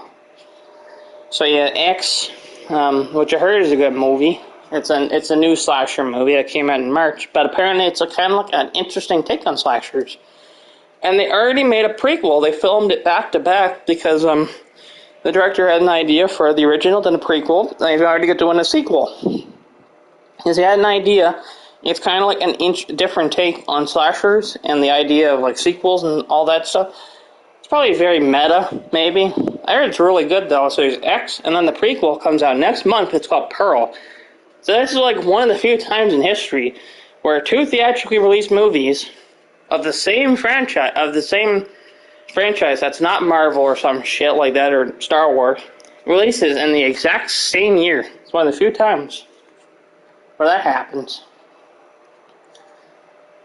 Because I don't know what he's going to call the series. So far it's X, and then the prequel's called Pearl. The prequel, of course, comes out next month. If I like X, I'll go watch Pearl, and if I don't like X, I'll still watch Pearl. If I don't like Pearl, then I'm not going to watch the second one. Pleasure speaking with you, Josephine. Hope to do this again sometime soon. Have a good night. Yeah, good night to you too, Miles. I'm going to head out as well. Game played.